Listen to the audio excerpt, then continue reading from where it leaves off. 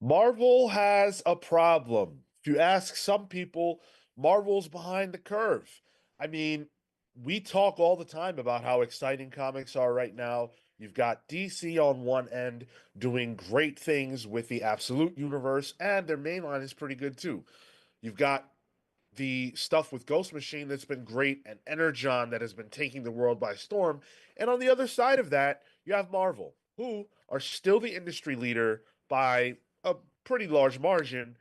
But if you ask people who read comics, they would tell you that right now Marvel is in a creative slump.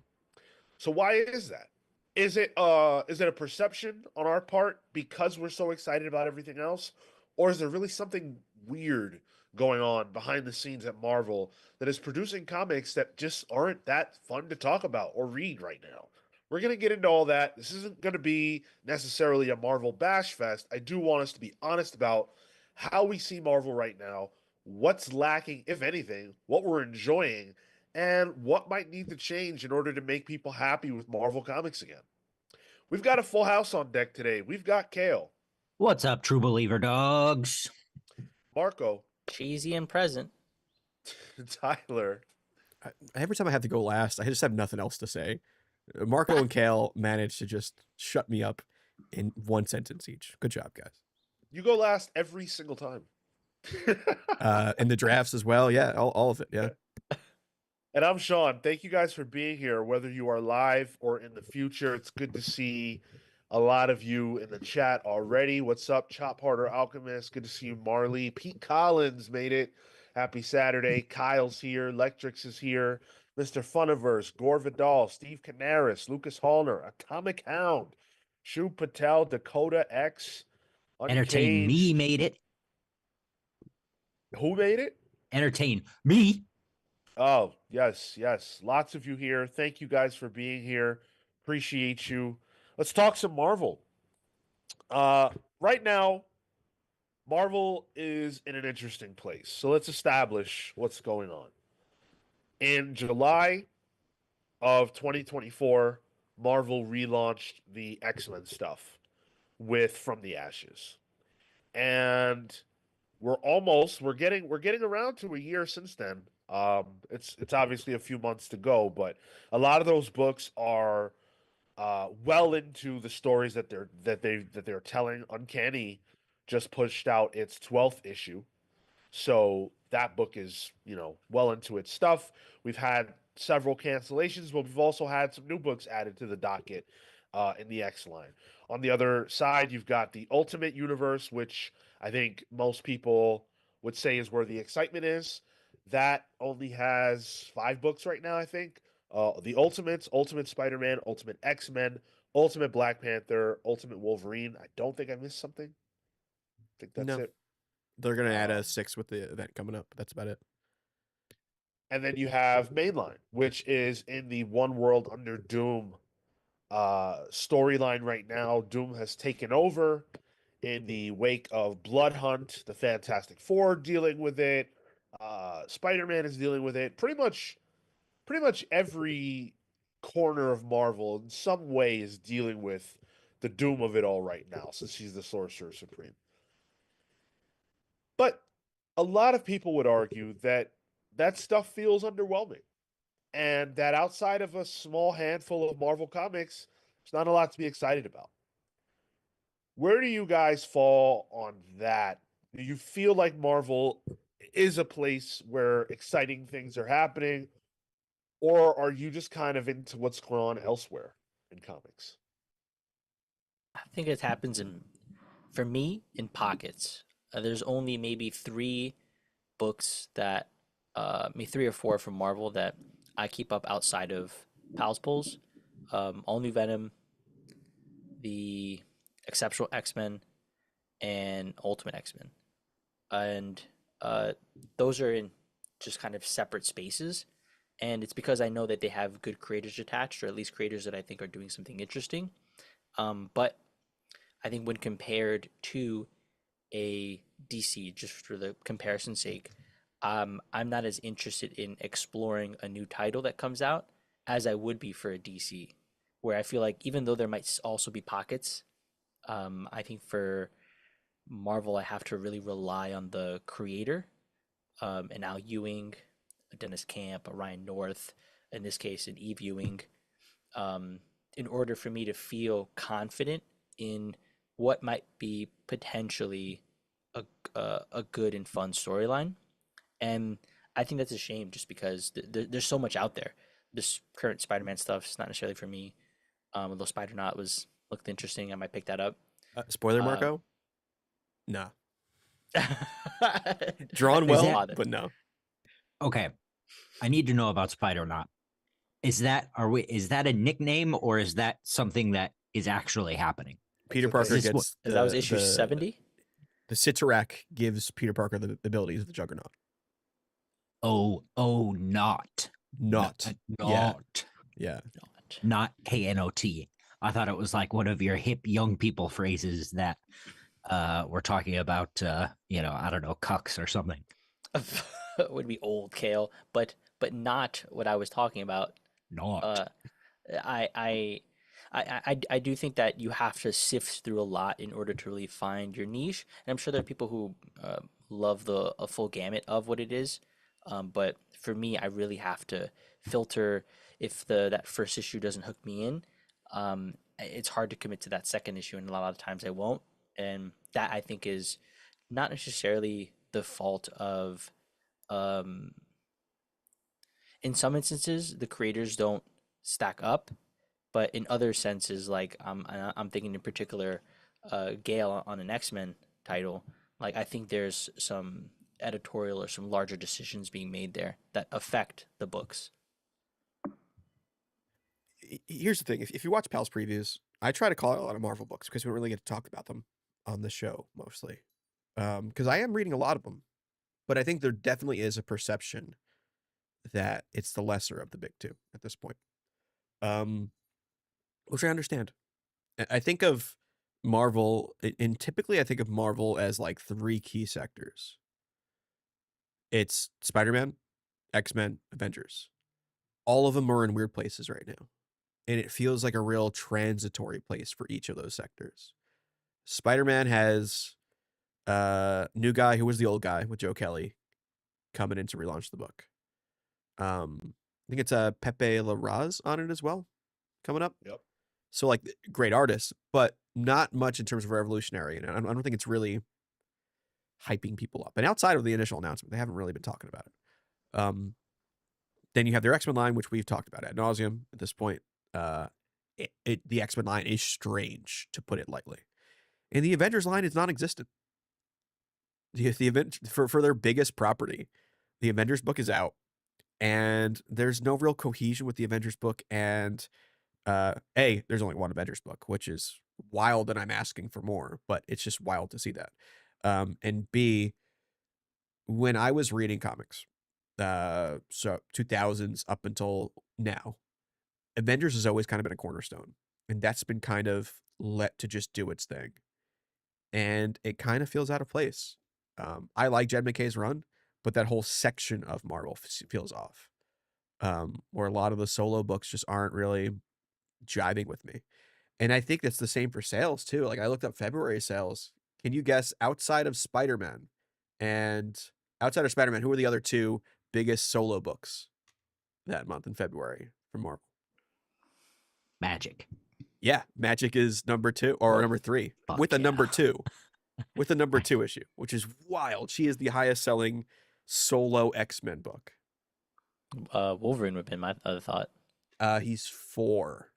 The other second one is Eddie Brock Venom, Eddie Brock Carnage number 1, which it's a number 1, so you can assume that would be pretty big. But that's still wild for me. Like Avengers proper is number 32 out of the top 50 for February. Books like Doom Academy and Zatanna are outperforming it. An Avengers book, which is wild to think about. So I just think that the whole line feels like, I don't want to say it's creatively in a slump because I think there are some gems out there. But in terms of just vision for where the world is, I just don't see it. And by the world, I mean in continuity, 616 Marvel Universe. There's just nothing nothing interesting for me. Um, I really enjoyed One World Under Doom, and I think um that's been really interesting. And Ryan North is a really interesting creator to tackle that. And I think kind of similar to Dennis Camp, uh, what he wanted to tackle in the last issue, and the discussion of fascism and what Doom is, the political reality of what Doom is trying to do. I think is a real interesting aspect to the promise of the world outside your window. But other than that, nothing else uh feels good. Yeah, I would echo the creative talent, Al Ewing and Eve Ewing, Dr. Eve Ewing. But I just, and especially with the sort of downward trend of Hickman on Ultimate Spider-Man, I'm just not interested in any of it. Yeah. Um, I think I think it's interesting because I'm looking at a list of Marvel's books right now, just so that I can, speak with, you know, knowledge of like what am I actually reading, what am I into off this list. And I think this is probably the least amount of Marvel books that I'm pulling in the history of me reading comics. And I'm saying that as somebody who has loved Marvel since I was, like 2 years old. There's just not a lot here for me. Marvel, for some reason, it feels like it feels like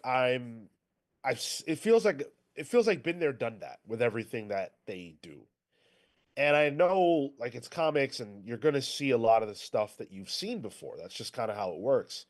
Um, but man, like I want to be excited for stuff, but I can't be. Avengers to me right now is just bad. It's just unexciting. The team is boring. The writing is boring. It's formulaic. I can't get with it. And it sucks because I haven't read Avengers consistently since Hickman left. It's been a long time. There's just nothing there. Daredevil, I can't get behind the current Daredevil. Um, I never read Deadpool. Um, Exceptional X-Men is good. Fantastic Four is good. Immortal Hulk is good. Incredible Hulk is good. Miles is good. But I just feel like a lot of these books, they're good in silos. They're good like unto themselves, but they don't necessarily relate to the wider universe. They don't necessarily build any intrigue for the wider universe. And then a lot of these books also just sort of are whatever. Red Hulk, I don't give a shit. Spider Boy, don't care.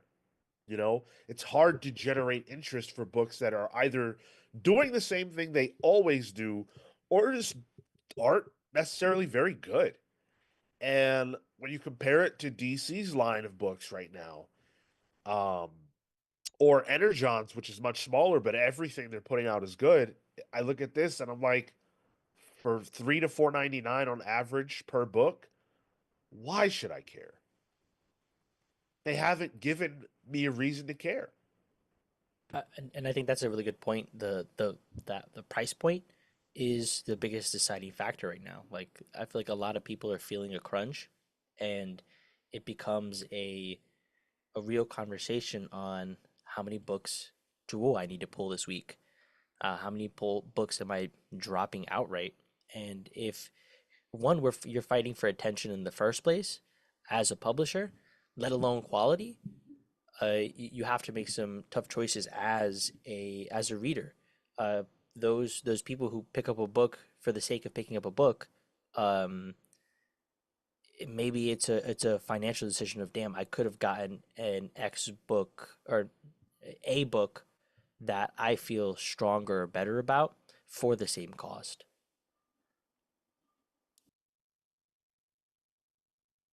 Yeah, yeah, I completely agree. Let's hit some super chats real fast. We've had a flurry of them come in here. So thank you guys for that. That's a reminder that super chats are open if you do want to contribute to the show.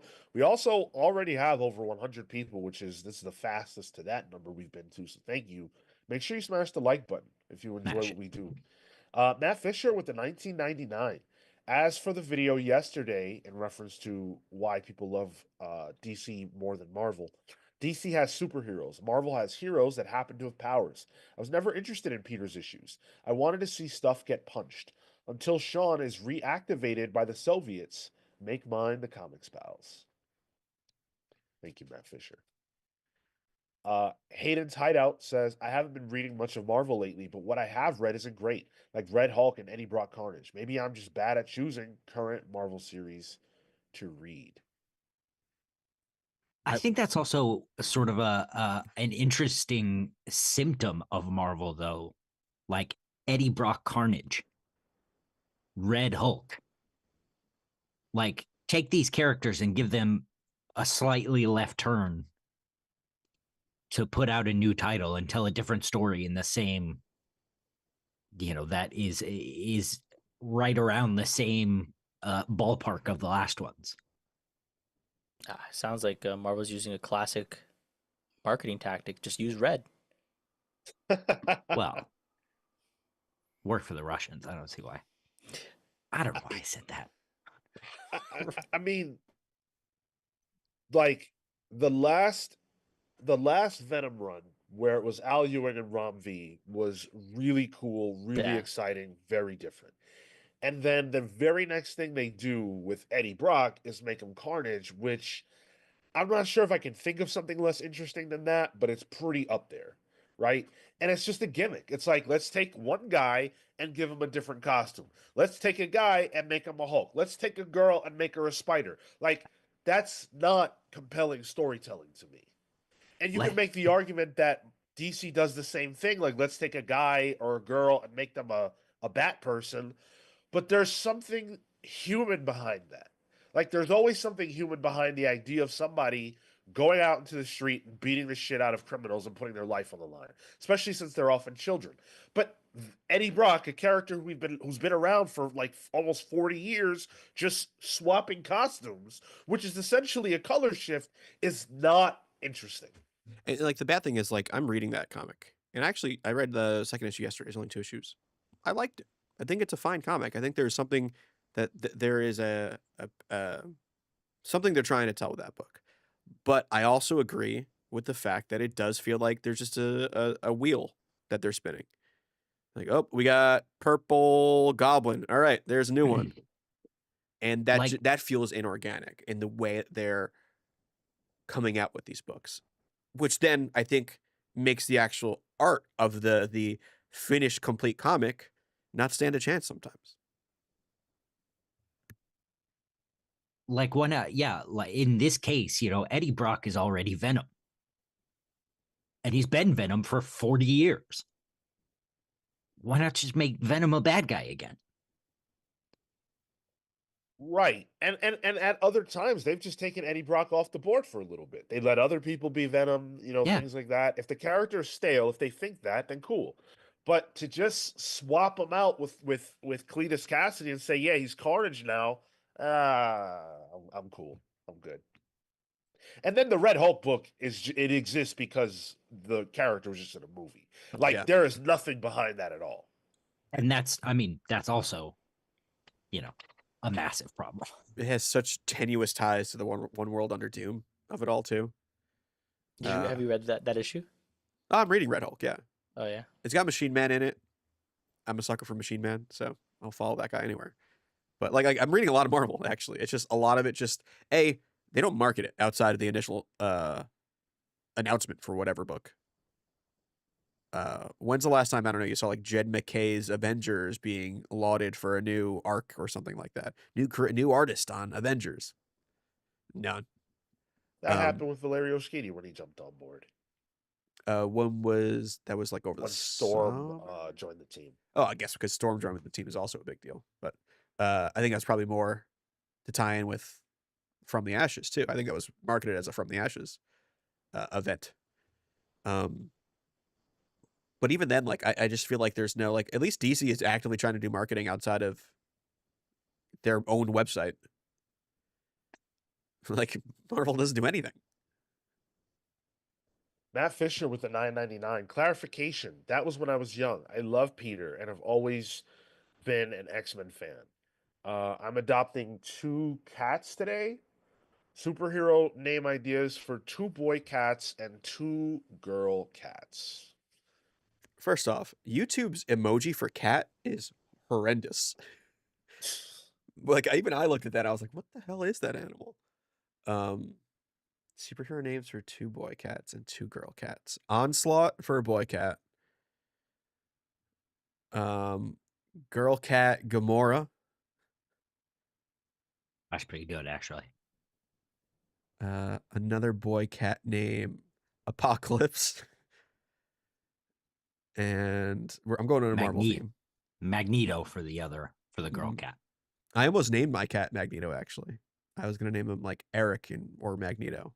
But Dude, Shadow Cat, it's right there. Black cat. Black Cat, it's right there. Too obvious. Name Only your if it's a cat ginger Black cat. Yeah, Ooh, dude. I got one. I got one. Hellcat. That's good. I like Miles for a boy cat. I actually like Patsy as a Miles fun cat. name. Patsy Walker, that's a good one. Patsy Walker Hellcat. Yeah. I said that. That's a good one. Oh, Monster Design, Lockheed. Batmite's another good one. If it was a dog, I'd say Lockjaw, but yeah. Spiral Storm with the $10 says the problem with Marvel is Paul. Also, I feel like the quality of Marvel comics ain't well. It's either they don't care or just trying this idea to see what sells. Can I throw in another comment to tag on to that? Figure drawing popped in to harass us again.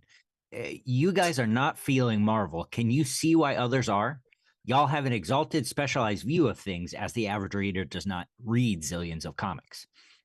And I think that's what we're trying to figure out here, right? I think there's this massive perception that Marvel doesn't care.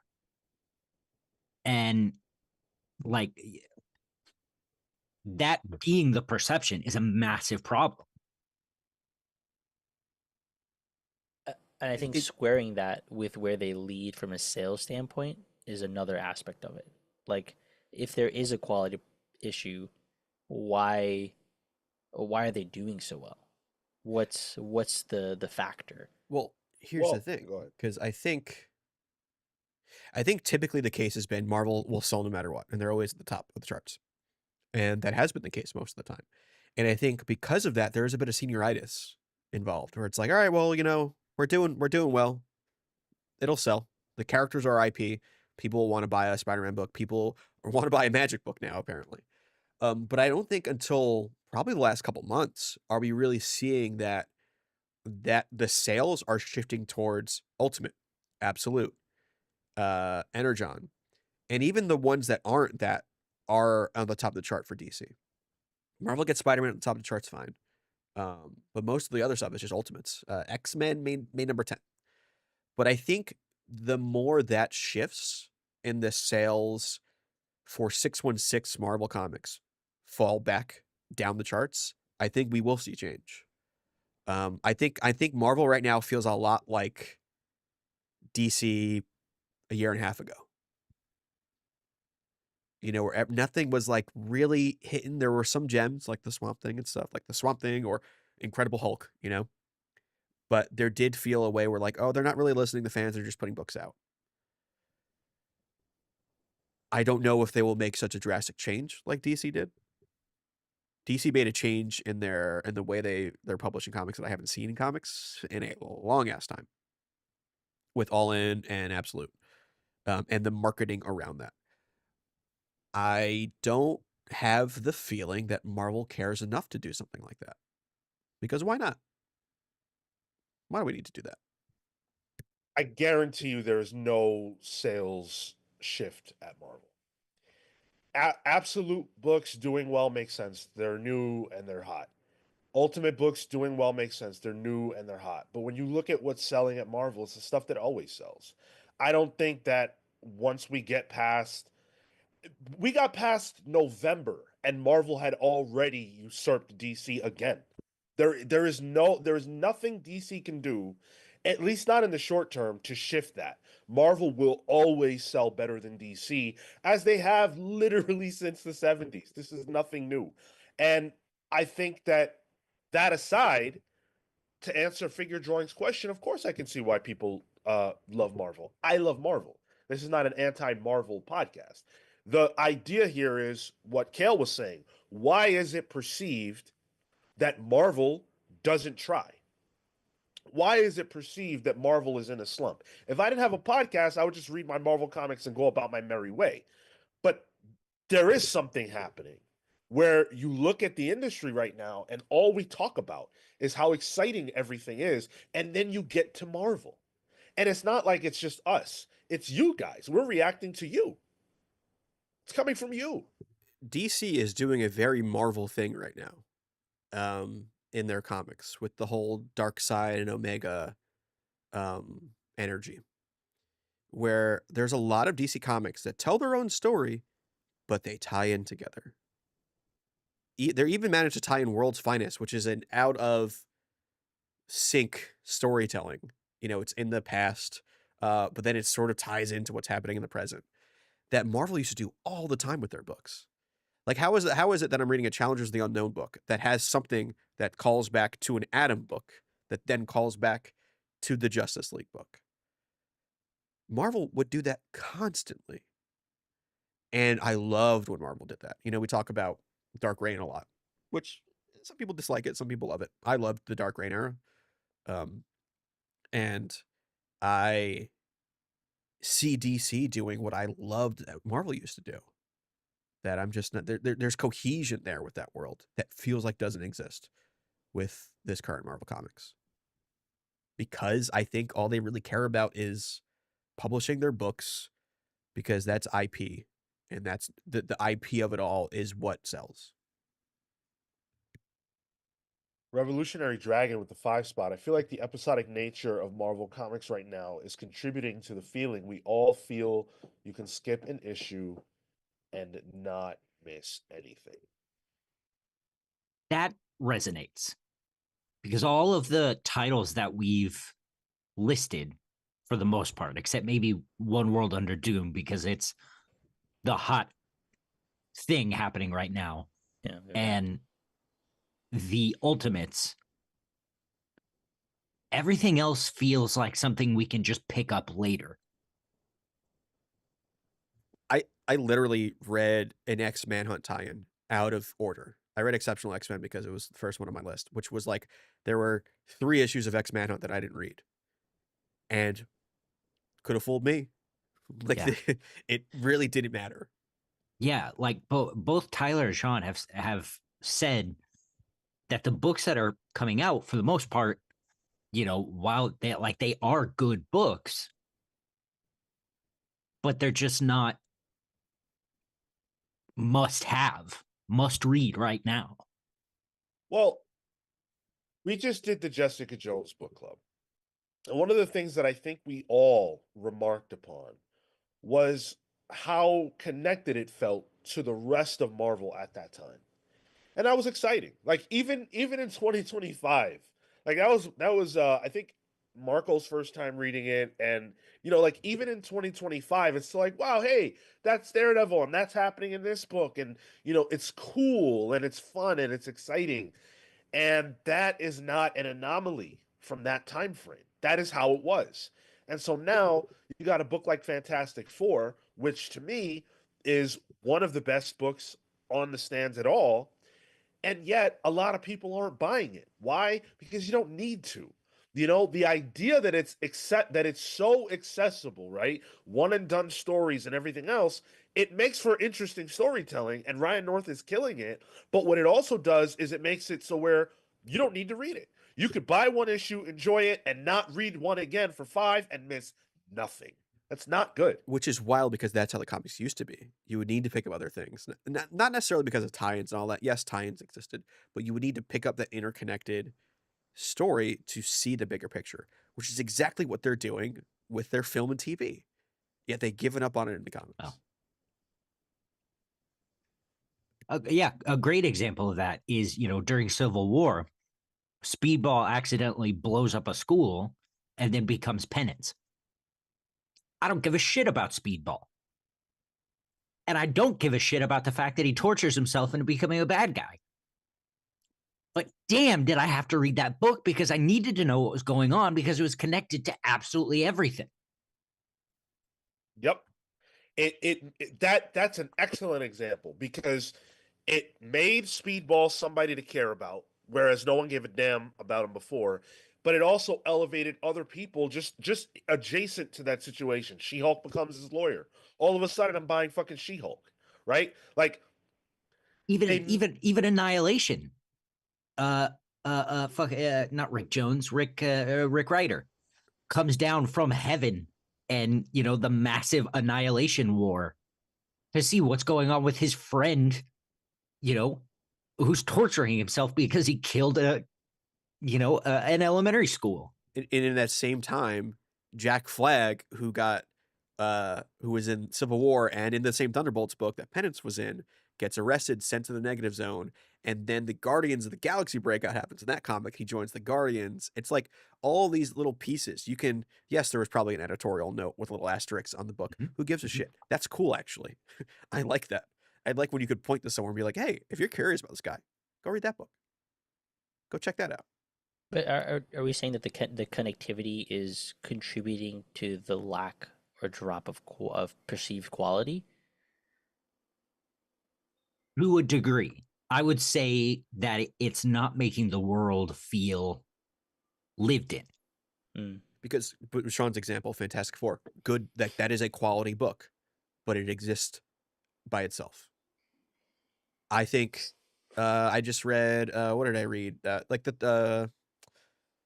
Hulk. Let's talk about Hulk again. Really good quality book. Danny Earl's on it, Nick Klein and PKJ. But it exists in a vacuum. Yeah, it's just tough to get. Like they're not doing things, in my opinion, that make me excited to read what's on the shelves from Marvel every week.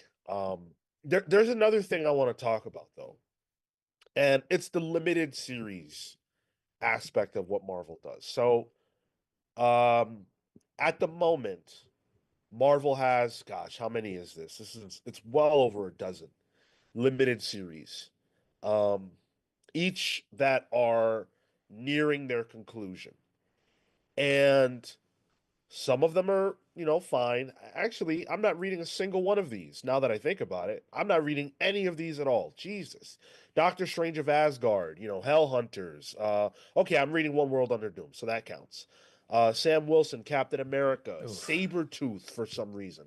Like, there are all these miniseries that are 5 issues long. And some of them might be good, some of them might be bad, but what the fuck am I investing in 5 issues? Let me compare that to, this is the compare to the DC episode, but those feel like the book needs to exist. Let's get a creative team to put this out as a limited series, right? Whereas if you look at DC's limited series, I think of Tom King on Black Canary. That was a creatively led thing. Tom King decided he wanted to write Black Canary and did that as like an homage to like wrestling, and it's a mother-daughter conflict. There's a creative slant to the decision there. Whereas a limited series at Marvel feels like, all right, here's a character. Let's get a team to put the book out. What can you produce in order to get this book out? Which we know that's how Phoenix was devised. That's not a limited series, that's an ongoing, but it was like, hey, Marvel has an idea for this character and a book they want to put out. Well, what creatives want to try and tackle it and see what you got? I think one of the other things for me, because of the volume of minis, because of what it feels like a lack of connectivity, I think is also that a lack of that long-term planning. It feels like DC is in it for the long haul, where Marvel we're looking for the next event. We're looking for the next book to come out, the next team up, the next crossover. And that doesn't feel as you could still pick up and like the books that you pick up, but that doesn't then drive the kind of fervor and excitement for the universe at large, having that foresight, having that planning, having something loom in the background, the way that DC has with the dark side pieces, at the moment, the Omega elements, right, or like the elements of that Omega mystery, um, those things mean that something is coming. Right now, the biggest thing they have is the Maker for stuff on the Ultimate side, um, but but that is working there versus mainline, which again, just working through to that next place that they need to drop into. Well, we're in it right now. They're in One World Under Doom right now. So But I'm saying like that will that tie into what is a larger structure than even One World Under Doom right now? why do you need one? That's the event. But I'm saying the event's not going to tie into or lead into something that has its own arc. Like that's an arc, not necessarily of like a larger saga, let's say. Well, It is the larger saga. What do you mean? It tied in from yeah, Blood like Hunt. like we're not going to get the massive Hickman level, fold within folds within folds within folds. But at a certain point, like they, event after event after event is just diminishing returns. I think both companies are guilty of event after event after event. Yeah. And I think that One World Under Doom has been fine. And they're doing tie-ins with it as well. So if you Yeah. want to read more of it, you can. I don't think that's a fair argument to make because both companies do the same exact thing. What I will say is that, quite frankly, DC's just handling it better right now. When you look at Challengers, that's a very compelling book. When you look at Challengers of the Unknown, when you look at what's the other tie-in? There's Question and there's Atom Project. Atom Project's very Atom compelling. Project. Question I don't like at all, but It's good. that's I enjoy fine. it, but also Um, look at those characters too. Those characters being propped up by an idea in a story. I doubt those books sell as well if they were just by themselves. And they're also talking to each other. Yeah. Whereas at Marvel, for the same kind of idea, underneath the Doom umbrella, they've got Thunderbolt's Doom Strike, which it's a Doom tie-in, Doom Academy, Doom's Division, Doctor Strange of Asgard. That's a loose tie-in, whatever. None of them are, to me, exciting. I'm not buying a single one of those. I don't find them to be compelling. And all of them are just the next volumes of previously canceled things. Right. Yeah. Except maybe what is it? The one with Luna Snow, Doom's Division. But even those were characters that were in another book in a team. Tiger Division is what they used to be. Yep. It's been a while since it was published. It's not an immediate follow up, but Well, even then, and same Doom old, same old. Academy was Strange Academy. Yeah. I actually read that issue 2 of that yesterday. It was good. I liked it, but like nothing's happening. Silhouette made a really interesting point in the chat just a little bit ago. I just think that the quality books are surrounded by too many fodder titles, especially when you're publishing 20 books every week. Yeah, he was talking about how Marvel puts out 80 books and DC puts out 50. That is something that Marvel has always done. A part of their strategy has always been to flood the market. I don't love it, but I'm also not going to criticize a strategy that has worked for them for many, many, many decades. I don't think that is the problem, and I don't know that it would be a solution to cull. Like, if you culled 30 books from Marvel's publishing line, would people talk better about Marvel? I don't think so. If we get to this common sense super chat earlier, No. the how do you feel about Marvel pushing Gwen Stacy and Kamala? I feel like there's other female heroes that are not X-Men deserve more attention. Hazmat post BH. What is BH? Blood Hunt? Sure. Yeah. Yep. How do you feel about Marvel pushing Gwen Stacy and Kamala? I feel like there's other Marvel heroes that deserve more. I mean, that's who they're choosing right now. Sure, Yeah. but I don't think that they're are they pushing Gwen Stacy more than they're pushing, say, Storm right now? I don't know that I feel that way. She's getting a book. That doesn't mean that she's being pushed more because Storm already has a book. Psylocke already has a book. Magic already Dazzler. has a book. Jean know? Jean Grey. has a book. Yeah. Like they're pushing all of those women. I think Marvel is doing a great job with that. If And I think anything, that's Kamala's fallen behind. Yeah. she doesn't have a Mhm. solo. Yeah, she's in Yep. she's in a lot of team books, but she doesn't have a solo book. You're right. And here's the thing: Kamala will always be pushed. I think, especially with how important she is to the movies. Like that's something they want to at least have out there at some point. But like that's a good point. Like Marvel is probably doing better than DC when it comes to female-led books in terms of volume, but also that volume comes some quality as well. Storm is. I see more discussion on Storm the series on Twitter than most other books, honestly.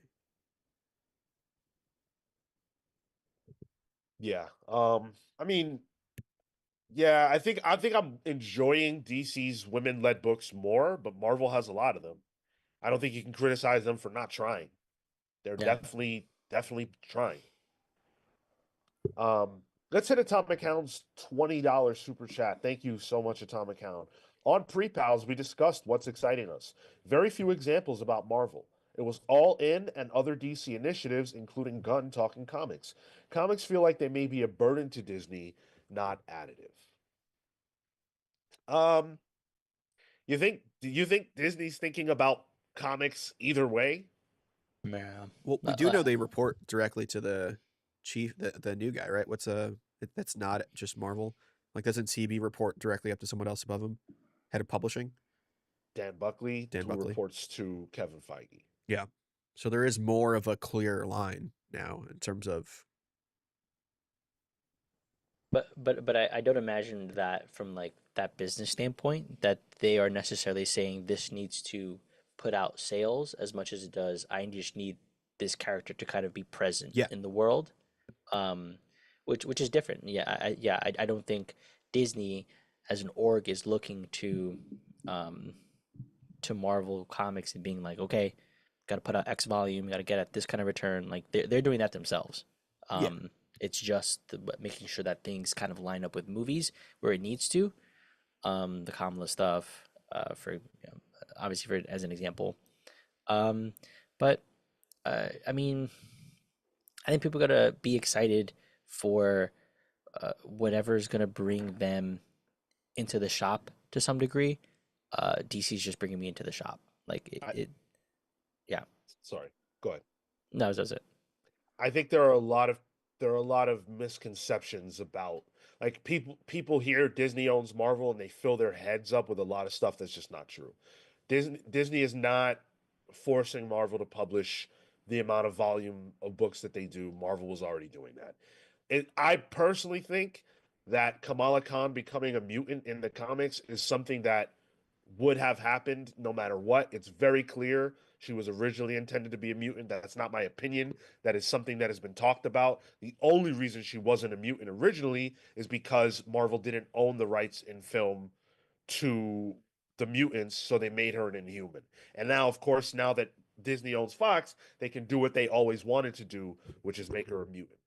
But the thing that I feel that I see in terms of like seeing the machine is not necessarily somebody at the top of Disney dictating what happens at Marvel, but Marvel Comics looking at what's going on in Disney and trying to match that in certain ways. Like knowing X-Men is coming up, let's put out all these X-Men books, solo titles and all of that, so that those are ready in time for the nebulous time when X-Men, movies will be out in terms of like, oh, trades will be on the stands. I think that feels more IP driven. And I think we've talked about a lot of the books feeling character driven rather than creatively driven. And I feel like that is because they are part of a bigger company, not necessarily being a dictated mandate sort of thing. I wonder too if they're, alongside the trying to get something out for all of these characters, if they're trying to sort of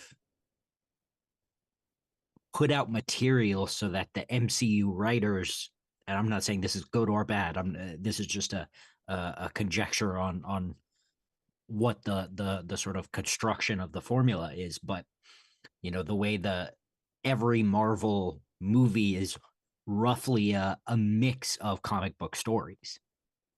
Each film has its own little pathway that guides through several comics, but gives the character some pathos, and it fits or it doesn't fit, but it's an amalgamation of several stories that make it work.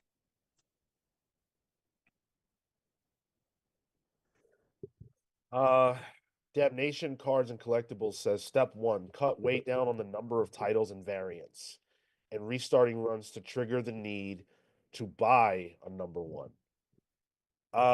The variant problem is a comics problem. So Yeah. I agree, but I think everybody needs to take a look at that. The variant problem is why Magic is so high up on that list of best-selling comics. Sure. And restarting runs, yeah, I completely agree. And I think Marvel probably does that more than DC does. 100%. And it's frustrating. They relaunch a book with the exact same creative team just to pop a number. And like from a business standpoint, I get it. But it is frustrating as a reader. DC is explicitly not doing that. If Marvel could get Jeff Loeb and Jim Lee on a book, that's a new number 1. It's not 158. Mm. And DC, I think, has talked about not doing that because of fan want to have that legacy numbering. Marvel's totally cool with doing an LGY number that's underneath that big number 1. And if you look at the sales charts, it still works for them. Creatively, it doesn't work, but monetarily it works. And because this is a business, all that matters is the short of it all in terms of sales. I think that point on had Marvel had their hands on Jeff Loeb, Jim Lee, it being a number 1. I also wonder if DC had made that a number 1, that wouldn't have also made even more pre-orders 100%. inherently. 100%. Which is why I think there was so much marketing around it to try and make up Right. for that. For sure. From a business standpoint, you can make the argument that they should have done that. But it's Yep. worth pointing out that they didn't do it 20 years ago either. When Jeff Yeah. Loeb and Jim Lee first did Hush, it was Batman 6 whatever or 5 whatever. But it's also what DC has figured out, which I think is more interesting, is they figured out that highly marketable title, Hush, is reflective of a new storyline. But they put resources into that messaging. They put resources into bringing people to the shops for This events time. and all that. Sure, yeah. Yeah, I mean, this time. it's Hush too. Of course, they would have to. But when is the last time we've seen Marvel put any kind of resources into that? Either creatively getting a team that big, or even just pushing a book to that degree to go to the shops. Like, Dan Buckley was the one about a year ago talked about bringing people into the shops more, right? Yet Marvel still isn't really doing that. DC has been the one doing what Dan Buckley said that Marvel was going to do a year ago. Well, that's not true. Look at the Magic numbers. I mean, I guess, but in terms of like event size stuff, but yeah, you're right. It's just same old variant stuff for them though. Yeah, Gavin says, to be fair, variants have nothing to do with any of this. If you like them, buy them. If you don't, you can just buy cover A and it keeps pushing. I get, but I get the argument for how variants play into it though. When it comes to, fan frustration with seeing the fact that sales for a Marvel book are so high, but it has to do with, the sales of the variants more than the actual quality of the book. But at the same time, does that have anything to do with your personal reading experience? No. And Magic, I think, is a good dipstick for that too. It's like Magic continues to have a ton of variants, and that's why it's high up on the list. I don't see people talking about the content of Magic, but man, do people love those covers. Rogue Savage Land covers. Yeah, CW Gordon brings up a good point that I wanted to. Red Band. Red Band is one of the ideas that Marvel had to bring people into stores. So was the QR code initiative. Whether they worked or not, I mean they didn't, but they did do what Dan Buckley said they would do. I just don't think it's worked as well. Or it worked as well enough to support that down the road with other books. Yeah, they haven't found their thing that's going to keep people coming back into shops with respect to like a gimmick. DC had the Justice League membership gimmick, which was Yeah. pretty fun and cool. Yeah. But they both do things like that. So I don't know. Marvel had the But trading card thing, right, with Blood Hunt. Yeah. Yeah. but that one I think was more effective, and I'm just using me as the example. So obviously sample size of one, but because now it has gotten me back into a practice. The fact that a new card was getting released each week got me back into a practice of, oh, that's right, this was the habit. Oh, that's right, on Wednesdays I can go do XYZ thing. Oh, that's right, I'm making time for this to go pick up the books. And this is my second week in a row uh, picking up stuff from the shop. Like over the course of, I don't know, it's been on and off for the past 5 years. So I'm well planning to go back in next week. I might have to do I might have to do a pull list. You should tell Yes. Sean how it Yeah. works. Yeah, sure. What And are if we they going give you a to Forbidden discount, Planet? yeah, because it's like They do it's give close you a to discount. Yeah. yeah. Owen Harrison says, "What do you think of the new Spider-Man relaunch with Joe Kelly after reading Eight Deaths? I think he understands the character. Now it's up to the editorial to not screw it up." Okay, so part A answer, I didn't like the Eight Deaths at all. It's tough because Joe Kelly's not the only writer on that, so how much credit does he deserve for my feelings on it? I'm not excited for the relaunch because of that, but you said it's up to editorial to not screw him up. I feel like you're making a lot of assumptions, man. How do you know that editorial is responsible? Like how do you know that your feelings about that book or any other book are fall on the shoulders of editorial? And that totally neglects that there's associate editors. You have line editors. You have different types of editors too. That it doesn't just fall onto quote unquote editorial. But like, who are we talking about when you say editorial? Like, what specifically are you blaming editorial for that you're not blaming Joe Kelly for? And why do you assume? Go ahead. I was gonna make a joke. Keep going. Why is editorial to blame? I feel like people love to do that, but I don't know if people actually know much about how editing works in comics. And if you'd like to, we did a Heather Antos interview, which I feel like, although maybe not the types of people who want to watch the interview, but watch that if you want to know how an editor works. Common sense with the 499. I agree with Atomic Hound. I feel like the MCU synergy is a burden.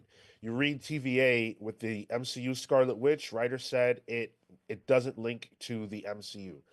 Um, is it a burden? I mean, it can be frustrating. TVA was frustrating. That I read the first issue of that and I was really bothered. Yeah. I bought the first issue, started it, and I was like, nah, I'm good. But I don't know if you can say that like if you took MCU synergy out of the equation. Let's say the MCU didn't exist, right? And you look at Marvel Comics right now. What would be so different? Like maybe they wouldn't be doing One World Under Doom right now, but like they've done Doom events before, so that's not crazy. That's not out of bounds for them to do that. You're muted, Cale. Kill. Secret Wars was a massive Doom event, and Doom was nowhere near coming to fruition in the MCU. They didn't even have the rights, actually. So again, I feel like sometimes we want to say this is the reason, but it's like without you got to apply context that lasts more than just the thought you're having in the immediate moment, right? Like they've done Doom events. Doom has been Doom was the main villain of the OG Secret Wars and the 2015 one before there was even a sniff of an MCU with the first one, right? Doom is just that dude. So like I don't know how much of a burden the MCU synergy is, realistically. I can't say that. And if anything, you would think it wouldn't be a burden because they'd say we need to make this shit as good as possible. Pull, give whoever is gonna put out the best story, the best art, as much money as possible, as much money as needed, and that's it's supposed to solve the creative problem, right? And we know they don't do that. Yeah. You said the creative problem. Does Marvel have a creative problem? Does Marvel have a creator problem?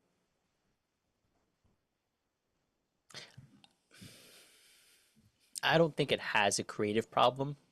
I think it has a series of books that, because they don't have a longer trajectory than, let's say, 5 issues in a lot of cases, um, a and it's not coming from a creative place, because these are creators, these are writers, these are artists, right? They can be creative. That's what they got them to play ball here in the first place.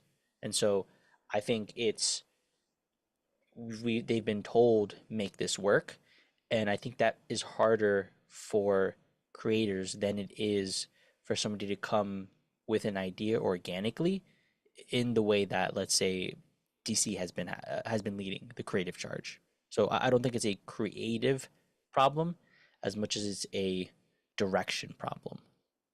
Yeah, Direction from somebody saying make this book instead of what do you got? I feel like if creative teams were allowed to cook on books, we would have well-known creators at Marvel. Well done, creator. Sorry. We would have well-known creators at Marvel if no, okay, that's a cooking thing. Got it. Um, I didn't like that. well, we don't like well done anything, you and I, Cale. Wow. Yeah. Yeah, it's just like if they like at some point, Hickman was not a no name, but a relatively unknown name. But the guy got to work with some big names, then got to do long ass runs that had buzz and or good. I think I'll bring up Storm again. Storm isn't ongoing at this point, and that creative team is cooking on it. I forget how to pronounce the writer's name. Sean, I don't know if you can. Marewa Iodel. Yes, like unknown name really for me. I think he wrote, what was it, that Iron Man thing at one point, or He did. He I had Am? a little bit of Iron Man stuff, and he's got his own creator own called Akugon. Yeah, but that book is lighting people up right now. And I think that book's probably because it's doing well is gonna be able to cook for a bit. And then maybe he'll be an unknown name down the line.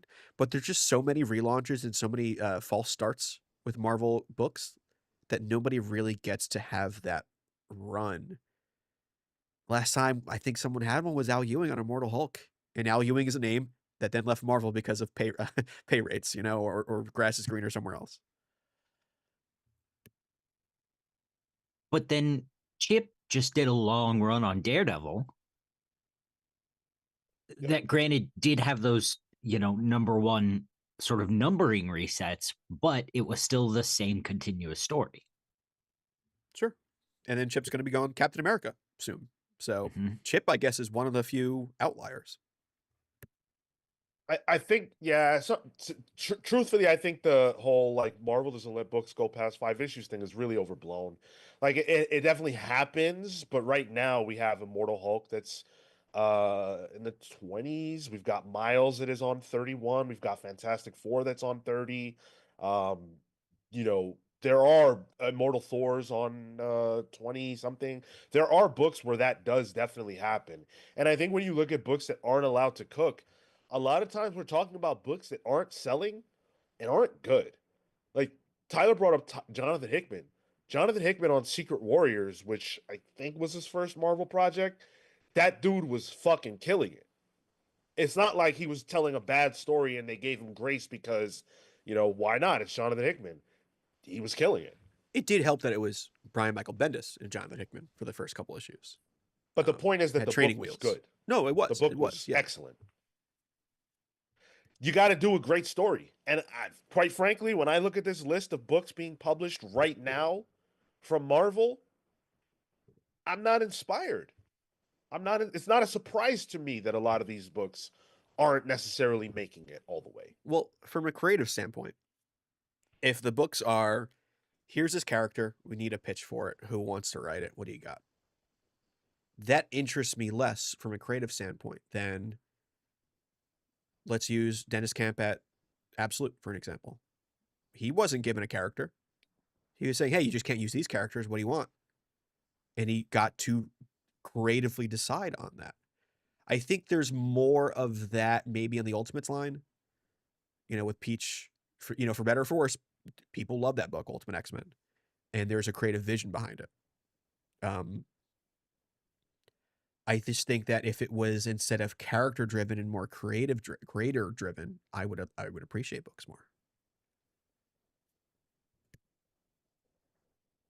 Yeah. So does Marvel have a creative problem? I think yes, I think they do. And I know that's controversial to say. I think Marvel chooses deliberately. I believe this, not to pay the kinds of money that would bring in the tippy top tier creators. Not that they don't have some in their stable, they definitely do. I consider Jonathan Hickman to be that. I consider Gail Simone to be that. When Donny Cates comes back, if he's at Marvel, I consider him to be that. And Al Ewing is that. But we know there are creators that don't work for Marvel, and part of that reason is pay. We did the episode where we talked about Dustin Nguyen's issues with Marvel, and a lot of creators spoke up and said, yeah, I feel the same way, blah, blah, blah. So there is a creator problem at Marvel because Marvel's creating the problem. They don't want to pay what it would take to bring on certain creators to do work for them. And I always question whether or not that's a trauma response really from Marvel from during the Architect phase, because they pushed creators at that point, and that assumingly they paid them pretty decently for the time, and all those people left to do their own. They used that fame at Marvel to do their own thing where they got more money, and I'm wondering if they just don't want to do that again. Why invest in somebody who doesn't invest in the company? Well, but if they paid them decently at the time, they wouldn't have left. No, I agree. Well, but what I'm saying is, like they couldn't have paid them decently at the time. They would have stayed. I think it's slightly more complicated than that. So if you're if you look at the Image founders, right? That was more of an artist-driven exodus than a writer-driven exodus. None of them leaned writer. They all leaned artist. They changed the look of Marvel Comics. And Marvel was making money hand over fist, way more than they were paying those creators. What Jim Lee was worth to Marvel is he was being paid a fraction of what he was worth to Marvel at that time. You think about what the X-Men look like as characters, you probably think about what Jim Lee drew. There's a pretty good chance of that. And that man was not being paid what he was worth. So they left, okay? Marvel would never have paid them what they were worth. Not going to happen. Now, if you shift over and you look at the 2010s Exodus, that was a writer-driven Exodus because you had Rick Remender, you had Ed Brubaker, you had Matt Fraction, and I'm sure I'm missing a couple of others that all left because they were also not being paid what they were worth. But on top of them feeling like they weren't being paid what they were worth, they knew that there was a lot more money to be made elsewhere. Whether you're talking about Image at the time or you're talking about TV, because all of them went and made money in television. And that's a rights thing too, especially when Marvel at the time, guess what was big? MCU. So seeing Well, that as a writer, I can create and do these creations that I have complete ownership over and that I can make money from is more appealing than writing for a company who will just give me a nice little thank you at the end of a movie. Fuck the MCU. This is That's Robert Kirkman. That's Image. That's the influence of the balls of the Image Comics creators and of Robert Kirkman. And those people, Matt, Rick, Ed, Brian K. Vaughan, they looked at that and they said, "Yeah, we got to go and do that." In terms of Walking Dead TV show and all that stuff. Yep. Yeah. especially because, like Icon was Marvel's, answer to try to give them, Yes. a creator owned space. If they weren't being paid or they weren't, being given the right to put their stuff out there the way Kirkman got to, why would they stay? Mark Miller too. Hate him or Yeah. love him. He was huge at that time. And he was even making deals with those, like with Marvel. he was playing ball with the big people. Cole just said in the chat, Mark Miller said he made more on Kick-Ass the book than he did on Civil War. And I that's believe one it. of Marvel's top selling traits. And that is it. You have the capacity to make so much more money when you own what you make. Kick-Ass was a massive success, and Mark Miller was able to reap the majority of the reward for his effort. No matter how many copies of Civil War Marvel sells, no matter how many movies, toys, whatever, Mark Miller will not make a fraction of what he should based on his creative contributions to that book. And in current day Marvel, I think they recognize that, and why try to compete with that? Why do that when I can just get a good character and just put creators on it to make the book?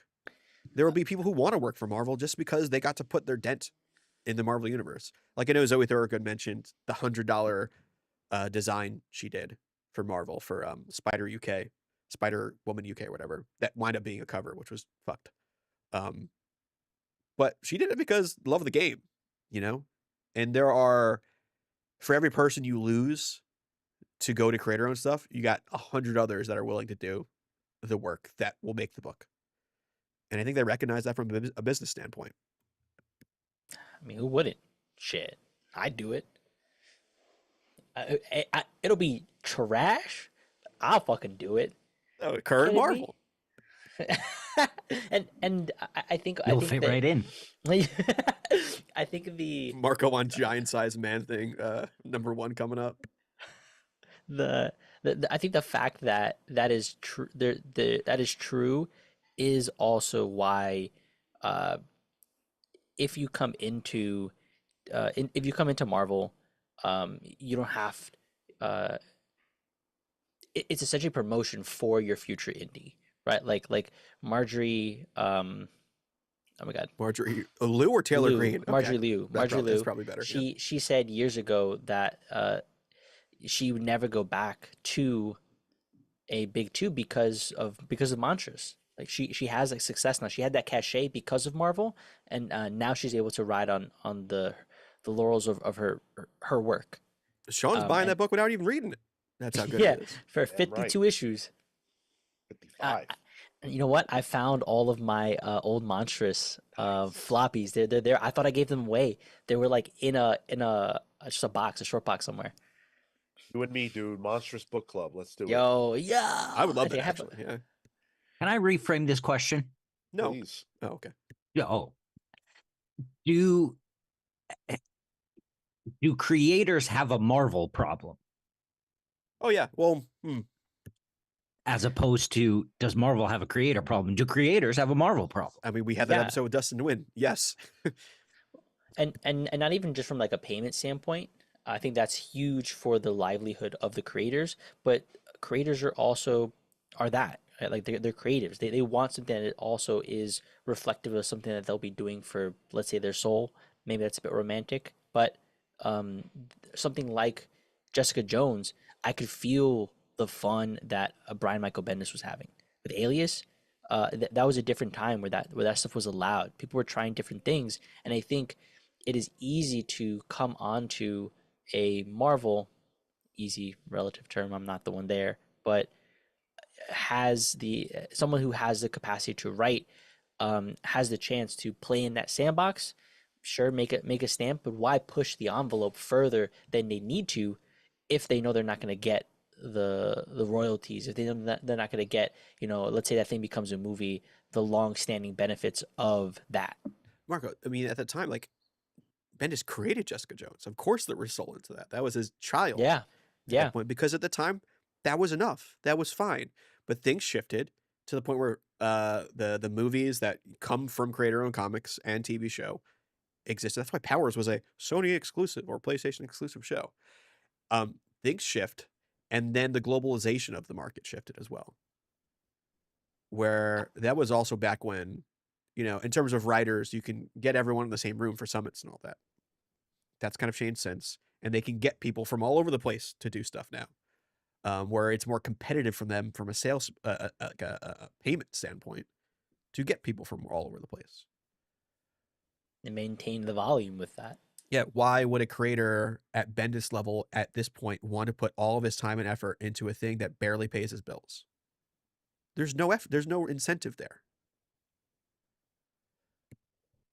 Cole says it's probably why we lost regular books from all the top art talents. Eminem, Coipel, Anil Yu, Murphy, McNiven, J.G. Jones quietly all became millionaires and slowed down after the Miller World I don't know about sale. millionaire, but Listen, I have met and hung out with Frank quietly at the Hope Street Studios in Glasgow. That dude is not a millionaire. I mean, even when you talk about artists, you're talking about people who look, Eminem, quietly, quite a few of those, all of those people. It's very difficult for a Marvel or a DC to pay them what they're worth, to keep them doing comics work. Like, we're talking about Marvel right now, but DC's not immune. DC could not keep Leandro Valentine on Birds of Prey because animation pays him more. He was animating the Friendly Neighborhood Spider-Man show on Disney Plus, and that show paid him more than what DC was going to pay him to do Birds of Prey. And that's realistic, right? Like, think about it. Be real. If Leandro Valentine is worth Leonardo a Romero. bag, Leonardo Romero, I'm sorry. Thank you. If Romero's worth a bag, right? And they're willing to pay him that in animation. Why would DC match that for Birds of Prey? No matter how good that book is, it's not going to sell enough to warrant paying Romero what he is worth. It's just not going to happen. So what do? You let him go. That's like, go ahead, Marco. You can't be competitive at that point, right? You have no choice, and it's also odd because there've been conversations, and I'm thinking specifically of like the Ink Pulp podcast, who I'm forgetting the heads there, but That's Matteo Scalera and yes. Oh, I forget the other guy. Anyway, they have there's a whole series of episodes on like rates and on negotiating and what you should be doing to have those conversations. A lot of the times, yes, they can work with you, with time, with rates, but also if you're not fighting for yourself, if you're not advocating for yourself from that standpoint, it's also hard to make the case, well, I'm going to stick around. And it's hard for artists. It's hard. It's hard to do comics work. And when your name gets big enough and you have the opportunity to make either big money in another medium or team up with a Mark Miller or team up with a Rick Remender where you're going to have ownership and you're going to be paid not what you're worth, but you're going to be paid a lot closer to what you're worth. And again, you have ownership, something that you can monetize in perpetuity and say, this is mine. That's a different game. That's a different game than drawing Spider-Man. And everybody wants to draw Spider-Man. But at some point, for a lot of these people, putting food on the table, feeding your family as you get older becomes more important than being able to say, I'm the guy that draws Spider-Man. Living becomes more important. Yeah. And either, with Romero and Friendly Neighborhood Spider-Man, or even, talking about some of the the writers left to write for TV, it's more steady. Even though TV is the most steadiest of industries out there, but it's steadier than the monthly grind of comics. Steady work.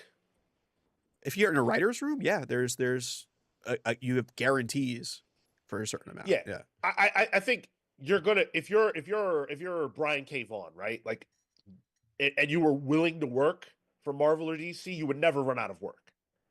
The pay isn't commiserate with what you could get outside. But yeah, the proportional pay Yeah. to the work is much different. It's X times greater. And you bide your time there, right? You do that for a couple years, you make some money, and then you go produce your indie darling. Right. And it's a tried and true strategy. Giant has generator? worked. What? It has worked over and over again. And Cole, don't believe everything Mark Miller says, okay?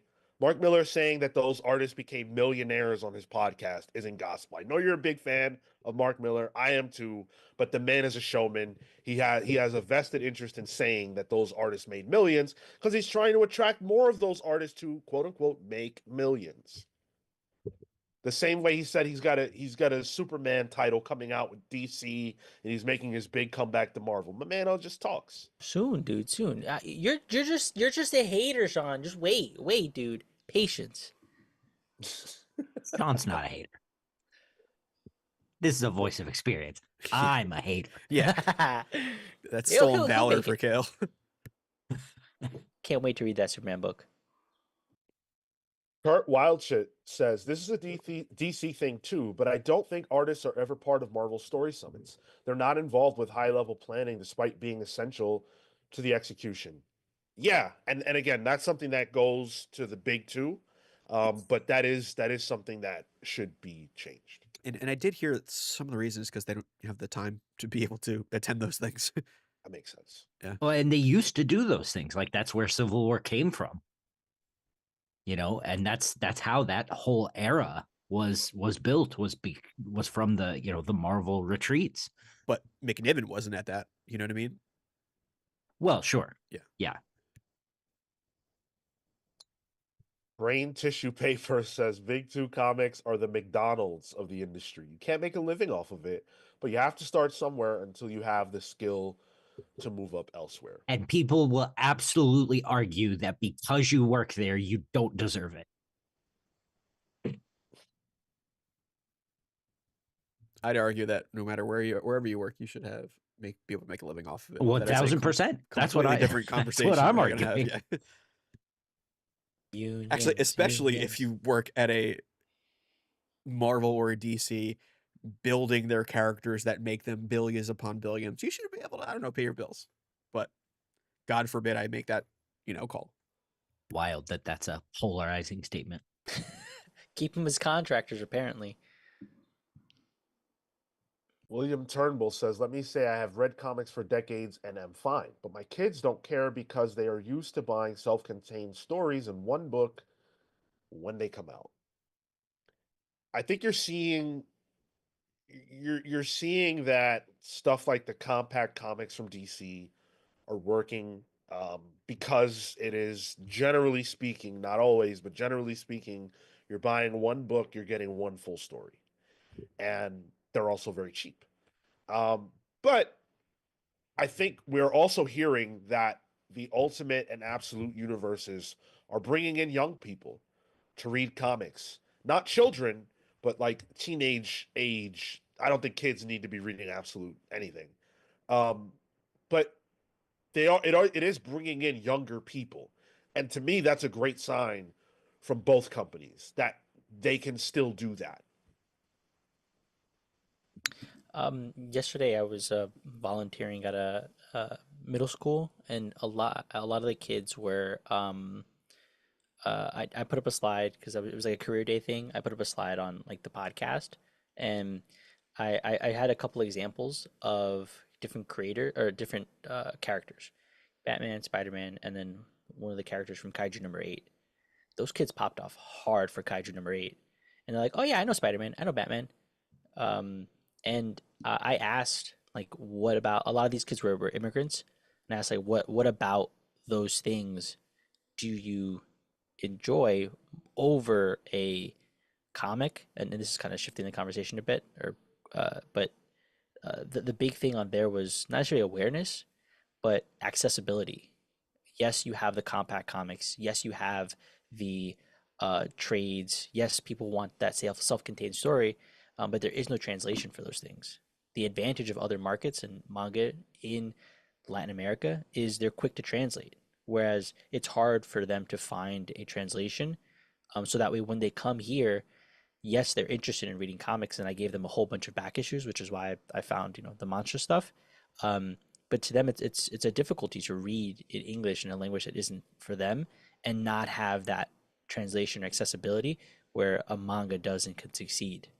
And those in mangas typically have a piracy thing where the translations come out in piracy and it's super accessible That too, for yeah, kids. If there is dedicated. pirated X-Men comics, you're just getting that in English, buddy. You're just getting the scan, right? Yeah, It's you're not just a getting the scan. team, a dedicated team that is going out and translating Yep. your manhwa, your Week to manga week. into your Yep. language.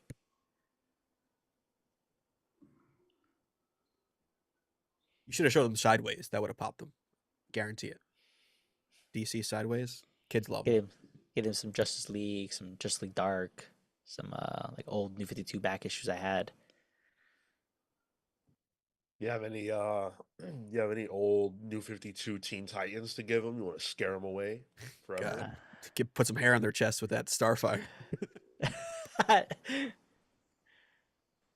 I really want to read this comment from Gavin because it's nice to hear from somebody who's actually working in comics to speak with authority. Gavin says, Big Two is where you can make a living. Creator owned is where you can hit the jackpot. But most creator owned people are struggling. It's the 20% that hit that cloud your view of the whole. That is absolutely true. And a lot of people don't get that. If you don't, understand this. Scott Snyder puts out, what was that shit called? Dark Spaces, right? Dark Spaces, Wild with Fire. with Hayden Sherman. Hmm. Great book. I enjoyed it a lot. It's not gonna sell. Didn't sell. Didn't do great numbers by any means. Scott Snyder does that because Scott Snyder has a deal with the company that's publishing it to do Scott Snyder books, and he's getting upfront money. Hayden Sherman didn't get rich off doing Dark Spaces. Dark Spaces led to Absolute Wonder Woman. Dark Spaces probably is Hayden's push through the door to DC, where guess what? Now Hayden is making money. So when we talk about creators not being paid by Marvel and DC, I'm not talking about them not being paid livable wages. I'm talking about them not being paid what they're worth. They're not paid what they're worth. But here's a creator who works for the Big Two that is telling you that's where you make money. It's not where you make the biggest money you can make, but it is how you make a living in comics. Unless you are an extremely driven person like a Kirkman or a Remender or one of those who can create for yourself an empire. But not everybody's going to do that. I think of and a lot of times at the Big Two, you can make money there because you're in the ecosystem. I think of an artist like Vincentini, who's kind of bounced back and forth between books at Marvel.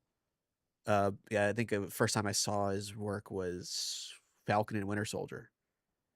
Fine book, only gets 5 issues, but then he gets onto another book. So at least there's consistency there. Whereas creator owned, it's sink or swim. Gavin said jackpot, and I agree. It could be a bit of a gamble when you're creator owned. You don't get to just hop on another book because your book did bad. No, that means you don't get another Image book because your book did bad. Yeah, and I think also worst case in that example though is because of the way that the market shifted. Worst case, you get a Kickstarter. You've built up at least some kind of fan base so that you can promote and fund your next book at the very least. And we have examples of people who, Dirk's a great example. Kickstarts all of his things, always funds, and makes a living off of that. But you have to recognize that man hustles. That man works It's not a 9 to every 5. convention. Yeah, It's a hard life. That is a very hard life. And by the way, he is the writer. right. The artist cannot do that. They can't do that kind of travel. They can't do. You get Dirk will do like 40 shows a year or something insane like that. If you're an artist and you're doing that kind of volume of shows, you don't have time to draw. Jim Lee was drawing on his cruise. Like, Deadlines, bro. yeah. Yeah, wasn't Ramita did a couple issues of Amazing Spider-Man on his vacation in Hawaii or Yeah. whatever the fuck, Yeah. remember? And was bragging about it. I'm like, buddy, Yeah. I don't know if that's the right way of viewing things. Does not disconnect from work. So we've spent a lot of time talking about some of the problems at Marvel, some of the problems within the industry and all of that. But there are solutions. There are things that can be done. There are ways I think that we can improve. Gavin Guidry says, I have 10 shows this year and I have regrets. Exactly. There are ways. You know what? Before we shift, Gavin, I want to ask you, dude. So you don't have a currently on the stands right now ongoing series, but we see you pop up all the time, whether it's a cover, a variant, an incentive, a one shot, whatever you're doing. So what you're saying is that even without an ongoing series, you earn enough from just what you're paid to do from Marvel and DC to keep, your family secure. That's my question to you, and I'm very curious the answer. Gavin, just a second ago we read his comment. I have 10 shows this year and I have regrets. Well, don't worry, Gavin. Dex says artists have way more time than writers these days. So it's all good. Wait, what? You got to factor into writers can't sell their scripts. Artists can at least make money off of the original art as well, which I got to imagine helps keep artists afloat, especially if they're at big two and they're more well known and recognizable and they're drawing characters that are well known. I'm sure Gavin's Birds of Prey original art covers can sell. Yeah, these people aren't doing AI art, man. No prompt to art. Oh, Cale, you're saying someone said that artists have more free time than writers? Is that? Yeah. Literally right above. Sean, I shit you not. That dude said that, and Gavin said what you read. Literally, it was the next line. Oh, I missed it. Oh my God. Gavin's response to your question was, yeah, I had to do some fill-in gaps last year with create your own book that's coming out this year. Right now, DC and Marvel have me working on something every month for 10 months straight. Okay. Hell yeah. So that's a beautiful thing. Like this is a guy who works in comics, who gets steady work. He's not on an ongoing book, but he is able to pay, or he is able to afford to keep his family doing well based on what he's being paid to draw at the big two. You forecast the contracts, right? Okay, this one comes in this time, this one comes at this time, so that way you can make sure you're doing something at a consistent level. Gavin, can I ask a quick personal question? Does your partner contribute quite a bit to your income? Do they also keep that afloat? Are they in comics? Are they, are they in the comics insurance policy? Isn't that the case with like most creatives? Like where they're a doctor and you're a comics creator. But you know what's funny, Cale? I feel like we hear that from writers. Absolutely. Oh, Absolutely. yeah. I'm not saying I'm asking him as a comics creator, not necessarily yeah, I'm just saying, like, I think specific. it's funny that like that is always the plight of the writer of like, damn, Kelly Thompson, one of the most celebrated writers in comics right now, said like, I got to think about getting out of this industry because I can't afford to live, right? As the writer who we always think is the one who's making the big bucks in comics and everything else, I think unless you're the elite of the elite, that's not true. Yeah, it could be. Yeah, Gavin's answer is no, my wife hasn't worked since I went to the big two and we had our third kid. He's the sole earner. Yeah. Fuck yeah, dude, get it. Damn. Shut you up, Cale. You see, I'm making the bread. Shut me up. I wasn't saying nothing. I was asking the question.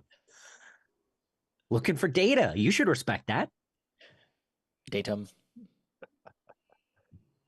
We're gonna talk solutions. We're gonna talk what we want to see Marvel do differently right now, and what it'll take for us to flip our feelings about Marvel. And we're also going to address the results of the poll that we put up, which is very interesting.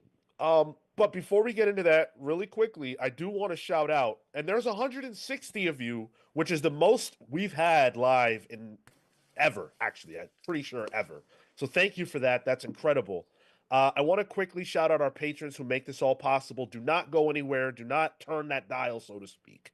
These are the people who make this possible, and I want to thank them.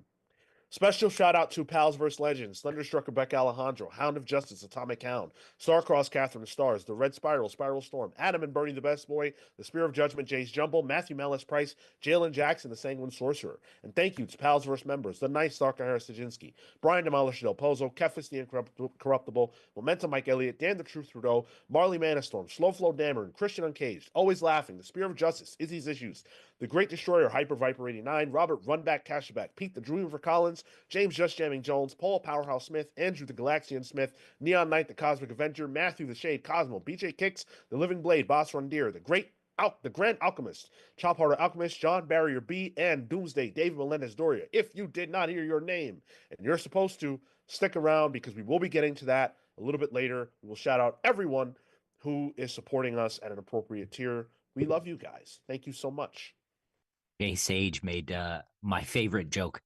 3 kids in this economy? Having kids really inspires you to work hard, huh? Shit. I agree. I looked at vasectomies recently because of that. Oh my goodness. So what is the solution? You know, if we're saying that Marvel's problems are not not enough top tier creators, if we're saying the problems are not enough of a cohesive shared space, shared universe, and something that hasn't really come up in this conversation, but one of my biggest sticking points, which is risk. Creative risk. I don't think there's enough creative risk being taken at Marvel, which makes it feel kind of flat. What are the solutions besides just saying the opposite of everything I just said? Is the solutions to making the perception of Marvel more positive? That, but also to address the actual genuine problems that exist. So not a sales thing. It's not a solution to make Marvel sell because they're doing okay in that regard anyway. Yeah, I mean, they don't need help selling. So I would argue keep your I know we just had this whole conversation, but I would argue pay your creators well enough that they're not going on Instagram and, flaming up your spot. And it's funny, we're going to be talking about it later, but like Dustin Nguyen was a creator that called Marvel out on Instagram. Yeah. Guess who has a new book at DC coming out this summer? Dustin Nguyen. I think. Yeah. Because they are realizing he's worth it. And that book is going to probably do probably even better now because of that incident. But Marvel needs to pay their creators better to get creators at a caliber that can do quality work. And also, like, just to get creators in general. Imagine how many creators are out there who are great that just work a 9 to 5 because that's what pays the bills. If it was a gig that could put money, put food on the table for people, more people would do it, and there would be more likely that you'd have some superstars out there, like Dennis Camp coming out of nowhere and doing great work.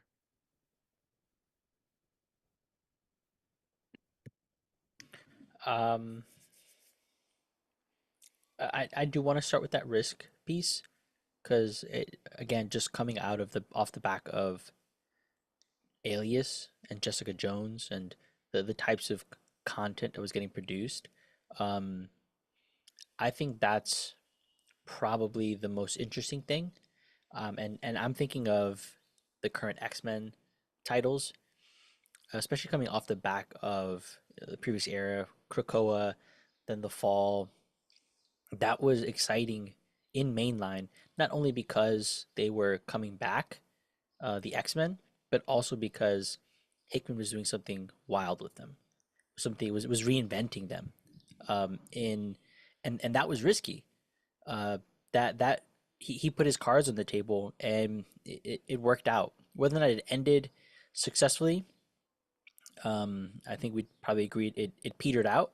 But from the start, that's something that is exciting. That's something that changes the narrative of what Marvel can be or currently is at the moment. And using X-Men as that example, that's where it was, and this is where it is now. The influx of titles, the maybe one or two that we independently follow because we feel like is of quality, and the rest just putting out things that frustrate us, that play into uh, cheap thrills with immediate crossovers and a lack of longer form storytelling within the respective uh, world of X-Men, like that universe within the Marvel universe. So I think doing some more risky things there outside of, hey, we're gonna put out, this book, let's say a Sentinels, which, albeit I've heard good things about, um, is focusing on pushing the boundaries in the larger marquee titles, the X titles, because that's where people truly gravitate towards, and then from there decide how to explore the rest of the world.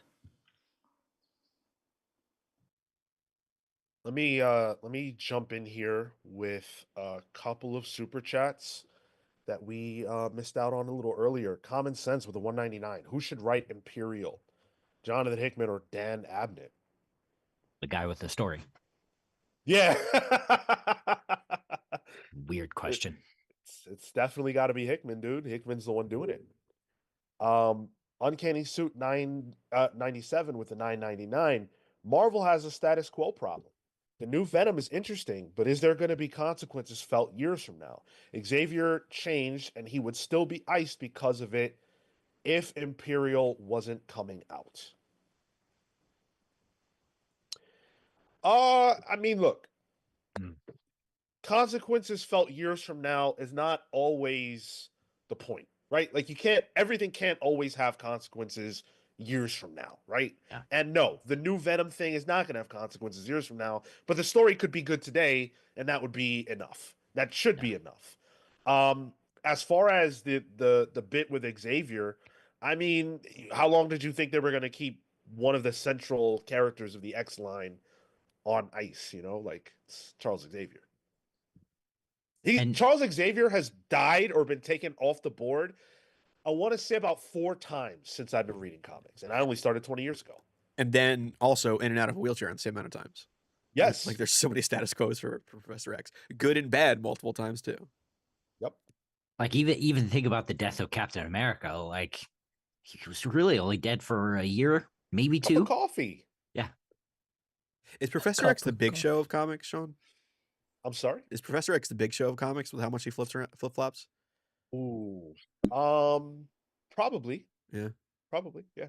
Big Show wrestler that notably goes from good to bad a lot. Almost week Okay. to week at some Th- points. th- That's like the term is Big Show, or it is a person. That's his name. Yeah. Yeah. Oh, okay, okay. Sorry, No, it's I like okay. that as a term though. I do as well. That's why I was like, oh, that I get that. That's cool. Quick shout out to Joseph Wolf, Cole, um, Dex, and Lucas Hallner all saying we don't have 100 likes and we have over 100 people on the stream. Let's get those Yo, numbers up. that's fucked up. Yeah. Come on now. Y'all Do it paying up. us like Marvel. Common Sense dropping another 4.99. Thank you, Common Sense. Appreciate you. I also believe it as a creative problem. There are other characters that deserve to have a story rather than reviving the original Gwen Stacy to be Gwenpool. I don't know you can use deserve here. They're not real people. Right? Yeah, there's no deserve. What deserves to happen is the people creating it have some form of creative, like if you could say that they just like, did the creators deserve to have some creative freedom? That I can see deserve being used, but these aren't real characters, so I don't think any one Well, of them they're deserves. characters. They're not real people. Yeah. That's what I mean. Yeah. I mean, look, I'm not a fan of the Gwen Stacy Gwenpool deal. I think it's lame, but I also can't argue with the fact that I'm pretty sure that this is a character that people really enjoy. So they're going to go where the money is, and I guess I really can't argue with that. That's just a book that I will ignore. And like, I love Hazmat. You brought up Hazmat earlier. I've been following Hazmat since Avengers Academy and Avengers Arena. She's just a Marvel snap card at this point. I'm sorry. That's just the nature of things. I am Waffles with the $2 says, did the kids or anyone bring up Invincible? That's a reference to something from much earlier. Just in general, Invincible, big deal among young people too. Among people my age. I'm letting Marco finish his snack here. But like my friends who don't read comics, you know what they talk about? Invincible. And that's a different crowd, right? It's an older, like older teen, young adult crowd, as opposed to younger kids. That's not that's not what they're looking for, and they're not familiar with it. However, Invincible, despite that fact, is one of the biggest like comics to any other form of media translations that we've had in a long time. It's got to be arguably the biggest one for in animation in the last decade. Definitely the biggest to not have some kind of live action. Yeah. And to not come from the big two. For sure.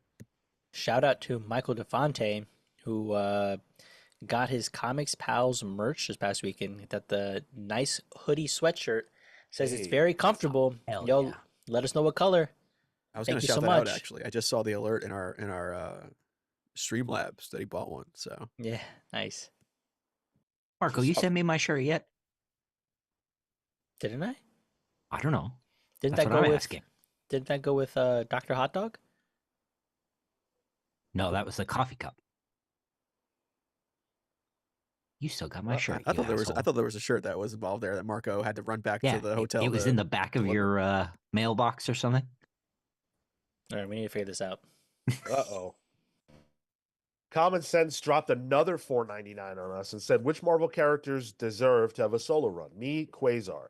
I would like to see Wendell continue to train Avril in space post Ewing's run on Guardians of the Galaxy. So for Common Sense, let's throw out one character we think should have a book. Easy for me. Howard the Duck. I'm gonna go with a little known character. Maybe you guys have never heard of Spider-Man. Oh, you want a run he deserves. I guess that's Ultimate Spider-Man, right? No, I think mine might be. I would like a good Cyclops run. You ever read that Young Cyclops Greg Rucka run? I started it. I read it at the time, and it was middling. Oh, I like it a lot. I don't think I finished it. This is a father-son story. Yeah. I did not like it. Take Nova. Yeah, it's surprising he doesn't have a book right now. Yeah.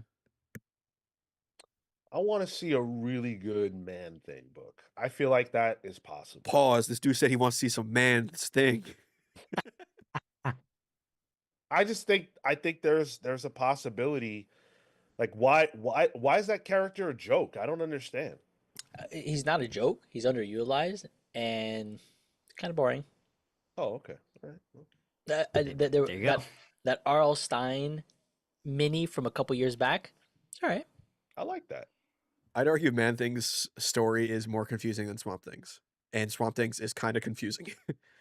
I have no idea what Man Thing's story even is. Ooh, well, let me introduce you to the nexus of all realities. Never mind. Atomic Hal with an... Go ahead. Let me just, before we jump off that, I want to answer in the same way I answered that one about Imperial. Whichever character and creator has the story. Because that'll make for a really good story. Like a Tom King vision. Yes, please. Oh, never mind. Never mind. Ooh, Sorry. Kate's on Nova. Cole, that's a good shout out. That'd be cool. That could be good. Atomic Hound with a 9.99. Marvel, start with stories that feel like they have stakes and consequences. There's no sense of danger. That's what made you distinctive long ago. Atomic Hound, thank you, bringing us back on track. I completely echo and agree with that sentiment. There is no danger anymore. Doom is the sorcerer supreme of Marvel. Doesn't feel like it's a dangerous thing. So what? And I Yeah. guess that's kind of the point of the story, but I wish it wasn't. I haven't felt like there were real stakes for the larger Marvel universe since Secret Wars and Secret Invade, not Secret Invasion, Secret Empire, and then House and Powers, and that the Krakoan X line was amazing and intricate and deep, but the stakes were tough because these motherfuckers couldn't die. Marvel is the only situation where I want some well done stakes. Nice. Well done. Thanks, Marco. That's At good. least got a reaction from someone. Appreciate it. Little sauce on it. You guys talk. I'm gonna fix my mic. Well, in terms of like Atomic Hound question, in terms of stakes matter in terms of what the creator wants to do for any given story. Like stakes doesn't have to be, oh, your loved ones are going to die every time. Because what is death really in Marvel Comics? It's a revolving door. So those stakes are pretty much out the window at this point. So trying to find a creative way to deal with stakes like that is maybe tricky. Well, but that's the job. Exactly. Yeah. And that's Yeah. where the creative point needs to come in, and they need to devise something that adds that level of stakes to it. Right now it's like, oh, X-Men can't mutants can't be revived anymore. The stakes are back now. Well, are they? Because the stakes of House and Powers were, the entire world came against Sure. them. Yeah. And there was an entire race of older mutants that came out of nowhere to literally fight them. That's a whole raising of the stakes in a crazy and interesting way. And a radical way. And I wish Yeah. we could see more of that. And Cole here brings up they've also neutered all their villains. Nobody is allowed to be evil anymore. I don't understand what the fuck this trend is about, where like you just can't have villains anymore. I don't get it. It's constant at Marvel and even to some degree at DC, where these characters are just not bad. Yeah. Why? Because their bad guys are cool, and that's what matters. And bad guys can be cool. Yeah. But it's bad to like bad guys, But they're turning them face. They're making them like good guys. They're making them literally Marvel's story right now. The main storyline is that Doom is right and everybody else is wrong. It's a good bit. That at least is playing with that idea, and I'm sure there will be a turn at some point. Yeah, but the problem is that okay, so who is the bad guy? I think Venom's the best example, in my opinion. Like King in Black, like Venom became so cool that they had to make him a hero in their eyes. Bro, Venom's been a hero for 30 years. Well, because he was cool. You know what I mean? Yeah, but you brought up King in Black. Venom's been a hero for 30 years. Well, I mean, but he was like the anti-hero. He still did, villainous things instead of just being a good dad now. Yeah, well, in that case, the big villain he had to face off was Null, right? Yeah, it was a new creation. Yeah, right. And I think that's the thing is there's a reliance on the familiar versus the creation and ownership of some kind of new villain. And I can imagine it's hard to get those things to stick, but with a good story, you can create good stakes and at the end deliver on something emotional. And I think there are some tricky points because Marvel is a continuous continuity and their characters have room to grow. You think of Kitty Pryde and her, her growth from her inception to where she is now. And like a character like Magneto, I'd argue was a villain and did really fucked up shit, but his turn can make sense, but they tend to do that like the inevitable conclusion for every villain is that they make a face turn, it seems. And it's hard, like outside of like Red Skull, like nobody can really ever just be evil. Maybe Thanos is the only one I can think of, but even he had solo titles where he was the protagonist and there was somebody eviler than him. Or he's sympathetic at the end of the day too. Like that they're Yeah, his parents like didn't love him. bring back the comic booky, dastardly, mustache twirling. Just I'm bad because I want to fuck up, the local school auditorium. Yeah, like bring on the bad guys, please. They turned Kang got turned over. Like it's just nonstop. No, he Galactus. admitted to it. Did you mean to make that bring on the bad guys pun, Sean? Because that's coming up with Marvel. No. That whole line of comics is coming up. Yeah, with Abomination on it. Oh my god. Whoa, hey, don't hate on him. He's one of my favorite character designs. There's something there. So mad that okay. Marco's the only person that got that joke. I don't think he did. Oh man. I'm gonna sit here quietly. Cardiac Solus brings up Beast and X-Force. The problem with Beast, and I love that stuff. I thought that was all excellent. Hmm. The problem is that Beast is the mutant it's cool to do that with. He's the heroic mutant you can turn bad because that's always his fate ever since Age of Apocalypse. And then they also always do it with Colossus. They don't do it with an unexpected character. They do it with a character that they were doing it with 30 years ago. Well, I mean, the inverse is true. They're also turning their heroes always into villains. It's a tipping of the scales. It's so predictable. Cyclops eventually turned bad, even though I agreed with them. But that's that conversation about risk again. It is risky to do that with new things than to present the familiar to an otherwise locked in audience. Doing something different would necessitate having to upend history for a character. And I'd argue the hero that turns bad or the villain that turns good is familiar at this point, and that's why they keep doing it. Yeah, but that's not creatively like salient. If it works, like with Zorn and Magneto, like there are Morrison had plans there for that character, but like a lot of the times, like think of Axis, that was a whole clusterfuck where it was idea first rather than the actual story first. That was just a bad event. Yeah. I don't know. I just feel like Marvel needs to shuffle the deck and do things that they haven't done before, or do something you've done before in an interesting way. I always feel like there's nothing new under the sun, but you can figure out ways to present things that feel fresh. And I just don't really feel like they're doing that right now. Dan Trudeau says, I hate when they do a face turn and then it doesn't matter that they've murdered hundreds of people anymore. I'm a good guy now leads to zero consequences for your actions. Exactly. I was Shit's thinking about annoying. that. I was thinking about that with, you remember that Green Lantern issue? I think it was a couple of weeks ago. It was a recent one where I think it's Hal and John are being chased by Mogo, Yeah, who gets turned into like a Red Lantern or something. He manifests red And lantern then energy. Yeah, John explains it to Hawk Girl later. And he's like, oh, yeah, Mogo was a Red Lantern and he killed a lot of people, but it's okay now because he was being controlled. he And I was like, destroyed hold on. Thanagar. Sorry. But it's okay now. And you know what?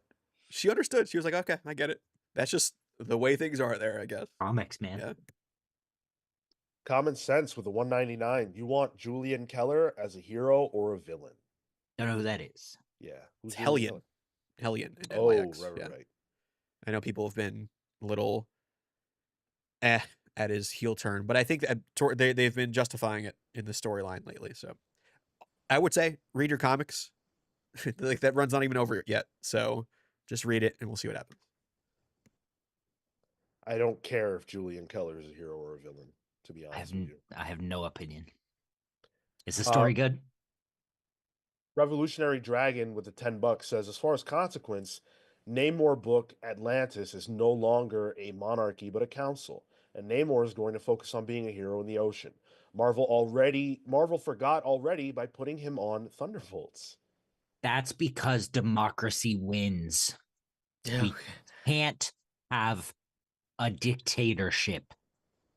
I'd argue a good superhero team should have a water dweller because think about how much of the earth that covers.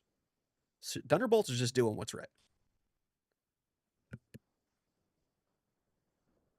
James says big two IPs will never take the kind of risks needed to make their mainline comics good because they look at it in terms of profits and not storytelling. We have examples to the contrary. Like, up until Secret Empire, Marvel was comfortable taking risks. And when I got into comics, that was the norm. I think Secret Empire and the backlash to Hydra Cap really, really turned Marvel away from being willing to take big swings with things that might irk people. And it's not even necessarily active comics readers, it's idiots on social media who see a post that image, Hail Hydra, and they flip out and they rage and they go to comic shops and buy a copy and burn the fucker, and they don't even know what is happening. One thing I like to try at least be aware of is because I agree with you, Sean. Like that's the time of Marvel that I love and I like to harken back to. But Marvel was still putting out tons of books at the time. I always wonder, like, is there a bit of rose-colored glasses that I'm remembering the stuff that stood out, that did take risks, compared to all the other books at the time that were just out? But what's taking a risk right now? That's the problem. Before it happened, now it just doesn't happen. You don't think a fifth Spider book is a risk? You want an Edge of the Venom Spider-Verse versus Carnage? Hot take. Carnage verse. Oh, give it 3 years, Marco. Venom verse. Carnage verse is coming in 3 years. Venomverse is real. That is something happening. that's God. yeah, damn Spider-Verse it. versus Venomverse is on its way. it's not even a joke. You're right. There is nothing new in comics. I look at Marvel and I think about Sony and I think about PlayStation. In the PS2 era, Sony was they were the guy. You know, they were untouchable. The PS2 was a juggernaut, blah blah blah blah blah. And it did so well that Sony was overconfident. And so when it came time to put out the PS3, they charged an arm and a leg. It was way more expensive than the PS2. Pretty sure it was a couple $100 over the price of every other console on the market. And their answer to people who said, "Why is it so expensive?" was, "Well, make more money. You know, you can afford it, go get it." And they said that while delivering terrible launch titles, lots of problems with the actual console itself. I have my original one. I have an original PS3, but I've had to send it in many, many times for fixes and things like that. And their blowback was so bad that Sony struggled. And then the PS4 resolved a lot of those issues.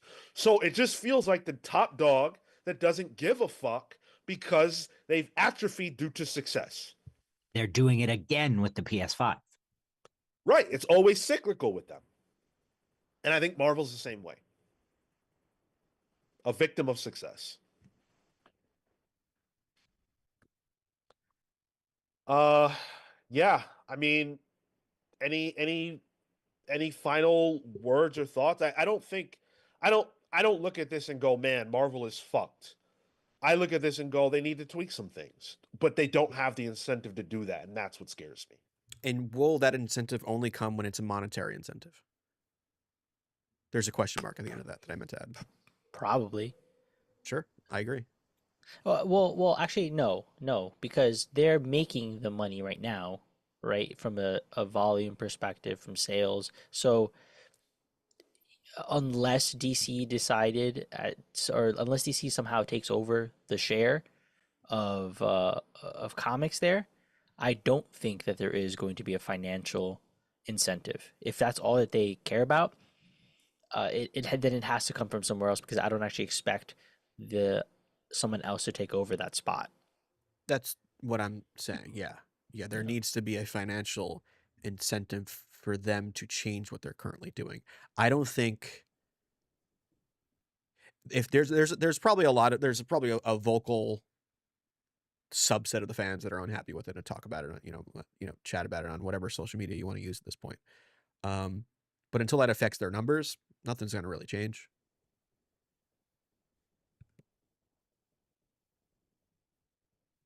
I am Waffles with the $5 says, do you guys have more info on how Image Comics publishing works? I wasn't aware they cancel low selling comics. I plan on pitching to them again. Well, first of all, best of luck to you on your pitch. I hope that goes well. There's lots of information you can find online about pitching to different publishers. From what I understand about Image Comics, and I'm certainly not any expert, and if I'm wrong, please correct me.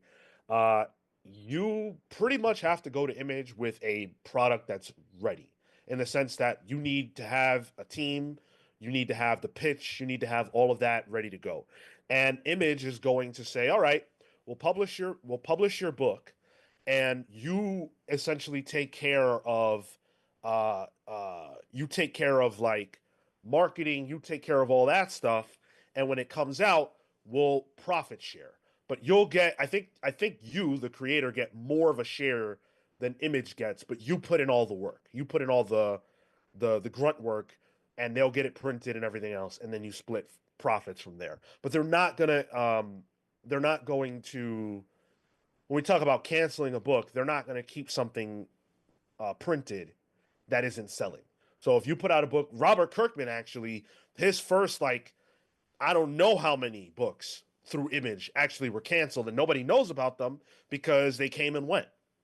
But he had a lot of books come out through Image at first that didn't go anywhere. Like a Super Dinosaur, that kind of stuff. I don't know. I've never heard of Pope. Super Dinosaur, but there were a lot. Yeah. There were a lot. And typically you need, not only do you need to have the team ready, you need to have work done. Like they need to see something physical. And typically you probably have needed to make some work yourself before that book as well. You can't just be ideas guy. My wife, Dr. Hot Dog, was an editor at Titan. And one of the things she says often, especially now, is that when she was there, Rom V was just getting started. And he was constantly sending them physical, nicely printed, finished books. And it got him enough notice that people took the chance. Yeah, and that's a really common story. I feel like you need to come with, you need to be fully formed, pretty much. And quite frankly, Waffles, I don't know if you've had anything published before now, but you might not want to start with Image. There are lots of publishers out there that are a lot more likely to greenlight an unproven commodity than Image right now. And they're not going to give you an artist. They're not going to have an editor pair you up with someone. Yeah. Like you got to do the work. Gavin here says they handle printing and distribution, and that's about it. They have a base break-even number, and if you're too close to that, you're certainly not going to stay on the shelves. Yep. Yeah, there you go. And honestly, the best way to even get that process started for all of this, just start making comics. However, whatever that looks like, scripts, find an artist. If you need to get a side gig to pay for the said artist, do whatever you can, crowdfunding, put them out on your own website, Webtoon. There's so many options now to get a start in that space. All right. We've talked about Marvel enough. I am a Marvel stan through and through. None of this conversation reflects on my part, and I don't imagine the part of the other guys, a dislike or distaste for Marvel. I want them to be great. I always say I have Marvel tattoos and I don't have DC tattoos. I'm a Marvel guy through and through. And I do have a plan for a DC tattoo. But if I could get Marvel's all in, gladly take it. Gladly take that. Yeah, 100%. It's just like, you bring that up, Tyler, and I would love to see that too. Because All In was led by Joshua Williamson and Scott Snyder, and I don't even know if Marvel has that. I would only think Hickman, but that's proven to not work. Because like Mark Waid can do a big DC thing that people can then do jam session on. Hickman, I think, is such a singular individual creative that it's hard for people. Like, it's easier for people to play in Mark Waid's sandbox than it is to play in Hickman's sandbox, I think, because Hickman works on different levels, I feel. He works on different levels, and I also think he's the most like mercenary creator they have, where Sure. it's like, Yeah. we don't have time for you to do all that. You need to go do this thing that affects 5 different other things we're trying to get done. Yeah. And I'm not sure they have a creative right now that can do that. Maybe an Al Ewing, but that dude seems to be happy at DC right now. So, I don't know. I think they need to find somebody that did a lot of good work for them in the aughts and 2000s, who maybe isn't doing too many books right now in the creator-owned space, and maybe didn't really enjoy his time at DC. I think they get Bendis back. Don't say it, you son of a bitch. Bendis is coming again. Hey, hell yeah, brother. Yeah. The second coming. Someone keeps asking about the who is it? It keeps asking about the Marvel Cosmic Invasion game that's coming. It was just announced at Nintendo Direct, and it's a beat 'em up side scroller with Marvel characters in it. This is my most anticipated game of the year. Fuck a GTA, I don't care about that. Fuck all that other stuff. I need this game. It's got Nova, Richard Rider Nova when he had his mullet. Yeah. Hell yeah. It looks great. It's got Phi Lavelle in it, and that's we only know about like a third of the roster too. So I'm excited for that game. We know 7 out of 15 characters that are planned right now, and then I imagine there will be some kind of DLC going forward. I was really surprised no Black Panther on the outset, but I'm sure that'll come. Yeah. That's easy to show off like a Wakanda level and announce him as well. Musa Rizik says, "Do you think Imperial by Hickman will have huge stakes?" I do not. I No. mean, it'll probably have huge stakes within itself, but I doubt it'll be universe altering. Yeah, Hickman does not write books without stakes. Whether or not the stakes extend to a greater line or a greater universe perspective, I'm unsure of. But I'm sure Imperial itself will have some form of stakes. Yeah. You can't really not have stakes in a creative story. Like, stakes means conflict. Conflict is necessary. We've got a lot more show to do today, so stick around, hang out with us. We're going to talk some big news this week. Some big news drop because we now know who will own Diamond, who owns Diamond. That all went down. So we're going to be able to talk about that. And lots more to come. So before we get into all that, I got to tell you about, we're already past it. I was going to bring up Tom Brevoort and why and what he said about Spider-Man, but like we've already been doing this for 2 hours. I actually did want to hear about that. Can you Okay. nutshell it? Yeah, sure. So Tom Brevoort has a Substack. We've talked about and reacted to his Substack several times now. And basically, what he said was the reason he was responding to fan feedback where they were saying, "Oh, Ultimate Spider-Man, the current one, and books like Renew Your Vows are test cases for how fans would react if Spider-Man and Mary Jane were to be married again." Right, and that's something that a lot of people have suggested over the years. If Ultimate Spider-Man does well, then Marvel will see that and make the shift in Amazing. And basically, what Tom Brevoort said is that is not true. Those books don't exist for that reason. They do exist to be an alternative for people who would like to see that. But Marvel is pretty set and clear on what Spider-Man's trajectory is as a character and what they're going to be doing with him, and it ain't marriage, not in mainline. Good.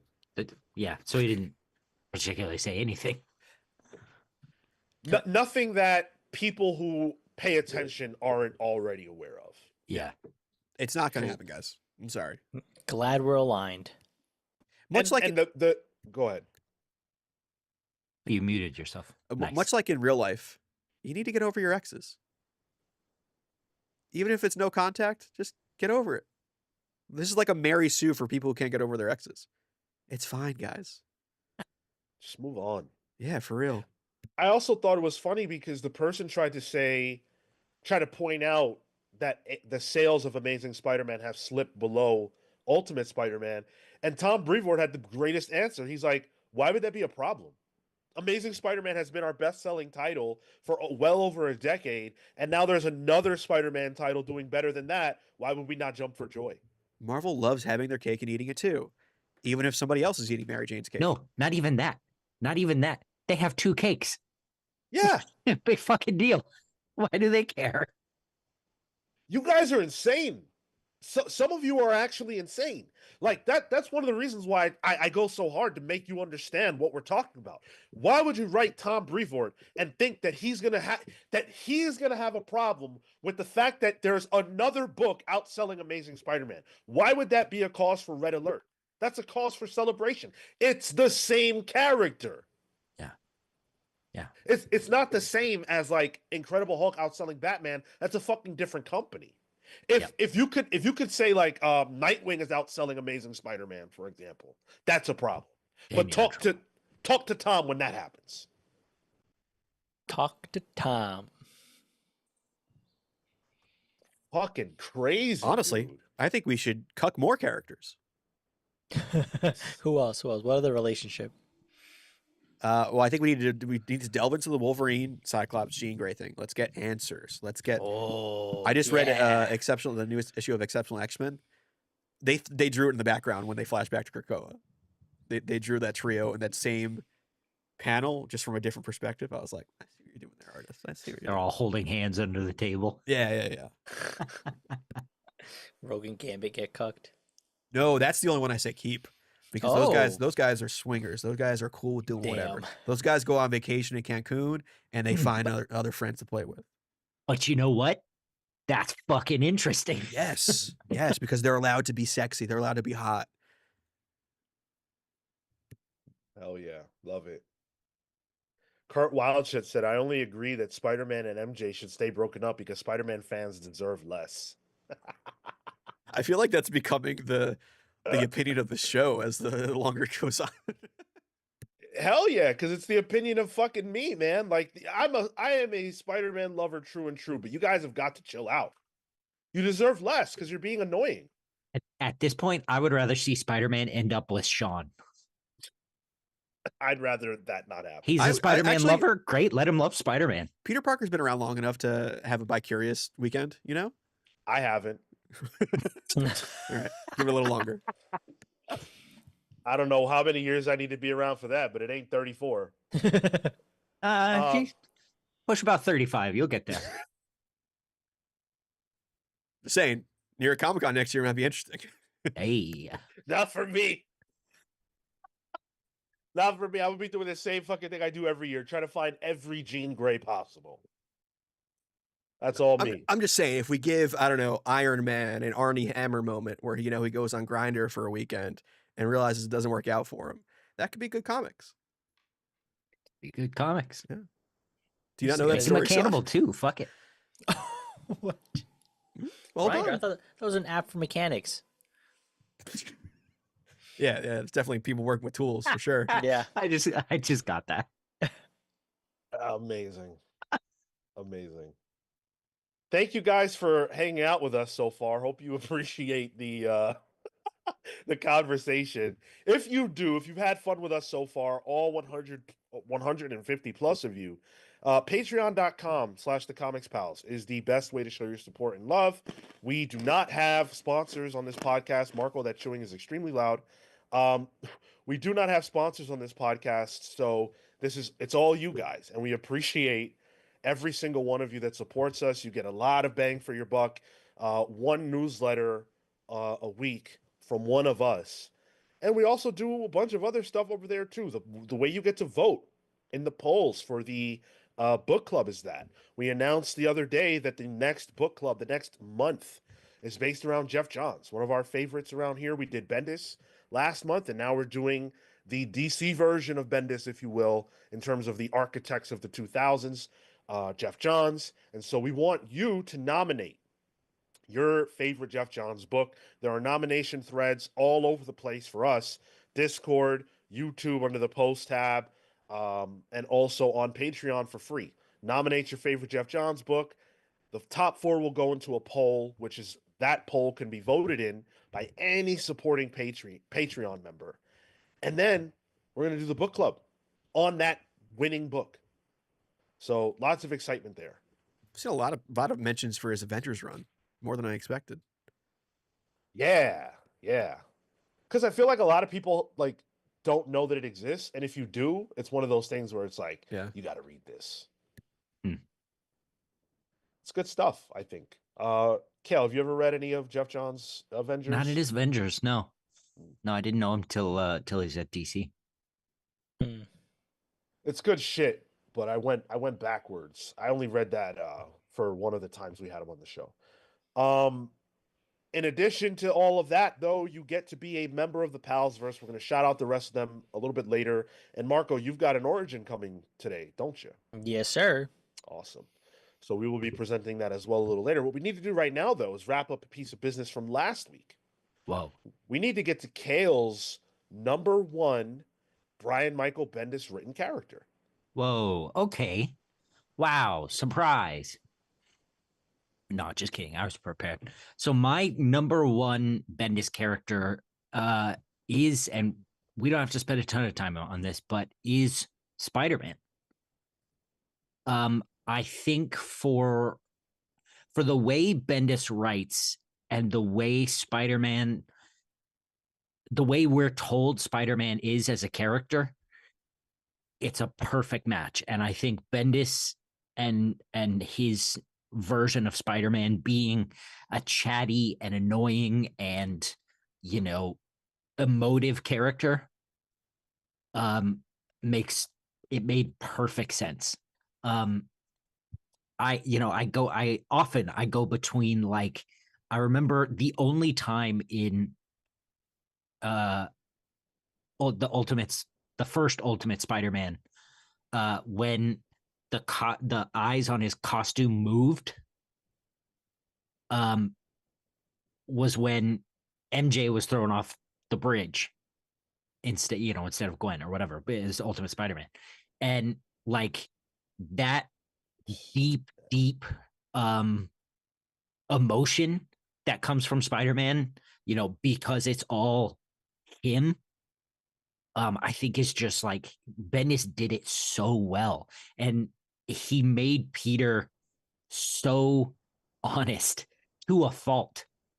And I think it's something that has been lost a little bit. Like the art of that has been lost a little bit.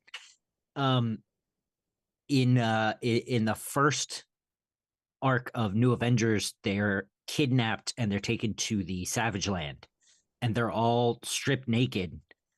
And the question is asked, well, why'd they strip us all naked? Why didn't they leave our underpants on?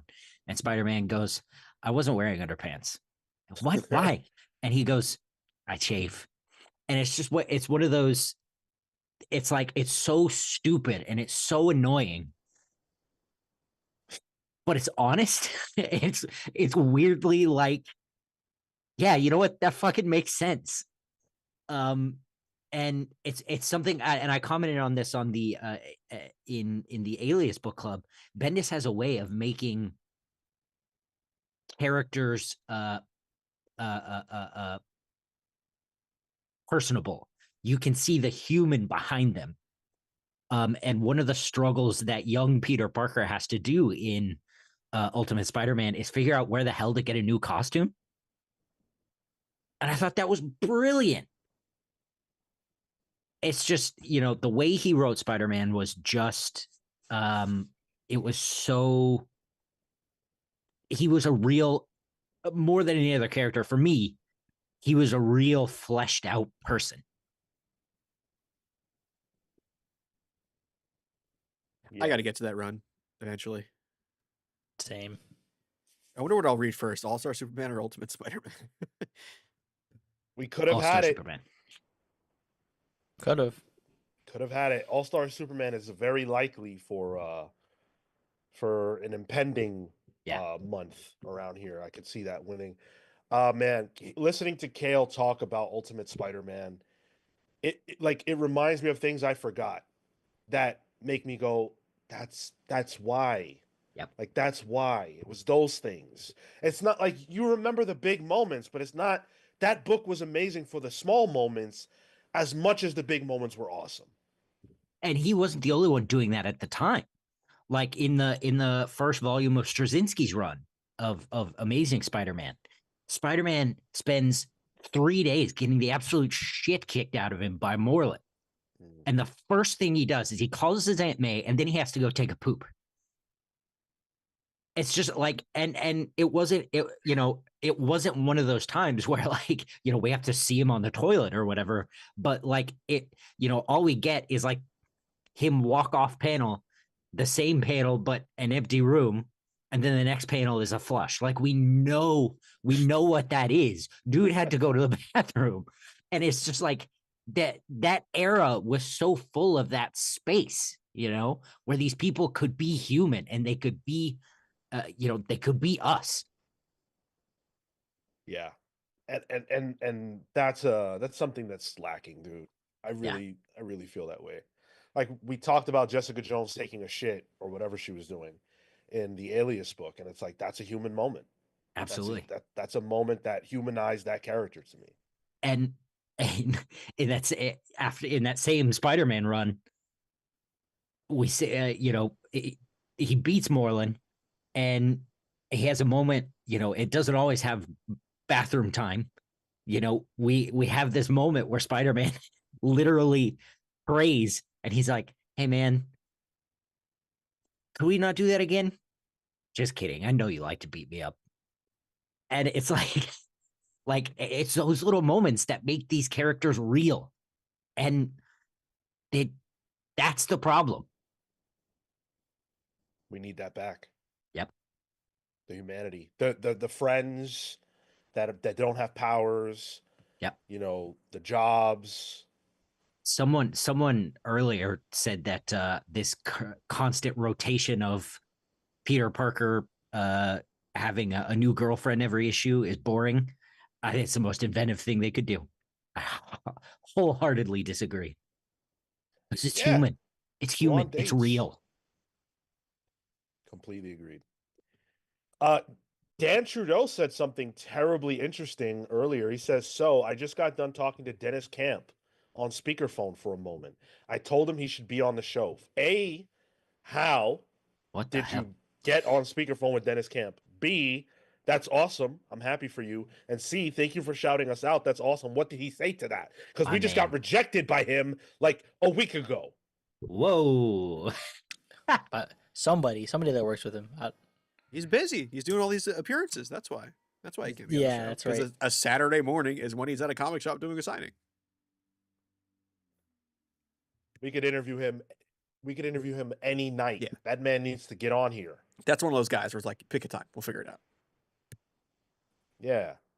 Also, I neglected to end the poll earlier. The results of the "Are you excited for Marvel Comics right now" poll, which had the most votes we've ever had in one of these live stream polls. No, 69%. Yes, 30%. So Nice. overwhelmingly no. Damn. Damn. Tyler not going to finish the. I said it, but I was muted. Oh, all right. Dan says Dan- my cousin is. Go ahead, Gil. I was going to say, Dan said, my cousin Nate is in front of him at a comic book store in Maryland. The Comics Pal suggestion didn't exactly get a big response. Hey, well, thanks for your honesty. he can reply to one of 2 email addresses we've reached out to. So And he has our multiple contact. DMs. Multiple. And it sounds like he has. Yeah. He has told us his answer, and we must accept it. What are you going to do? What are you going to do? And I refuse to double text. I don't. I don't at all. Good for I- a double text. I want him on here bad, but what are you gonna do? Okay. So this week, something big happened in the world of Marvel movies that we've got to talk about. There was a live stream that Marvel put out that just said announcement. And it had, when I was tuned in, it had well over 200,000 viewers, and it lasted somewhere in the realm of like 8 hours or 15 hours or something goofy. And all it was chairs, seats that you would sit in if you were on a movie set, if you were an actor on the set. It has the names of actors on the back. And every 15 minutes or so, they would play a theme from one of these movies that represents a character or a group of characters and shift the camera to show an additional name. And it started with Chris Hemsworth, and then it moved on to Vanessa Kirby, and so on and so forth. And some of us who are losers, like myself, um, sat and watched this, while we were working or whatever we were doing, and we watched as they would unveil every single name until we got to the end and we learned the whole cast. And I put whole in quotations because I don't believe it's everybody, but everybody who was available on set right now to shoot this movie. And it ended with Robert Downey Jr.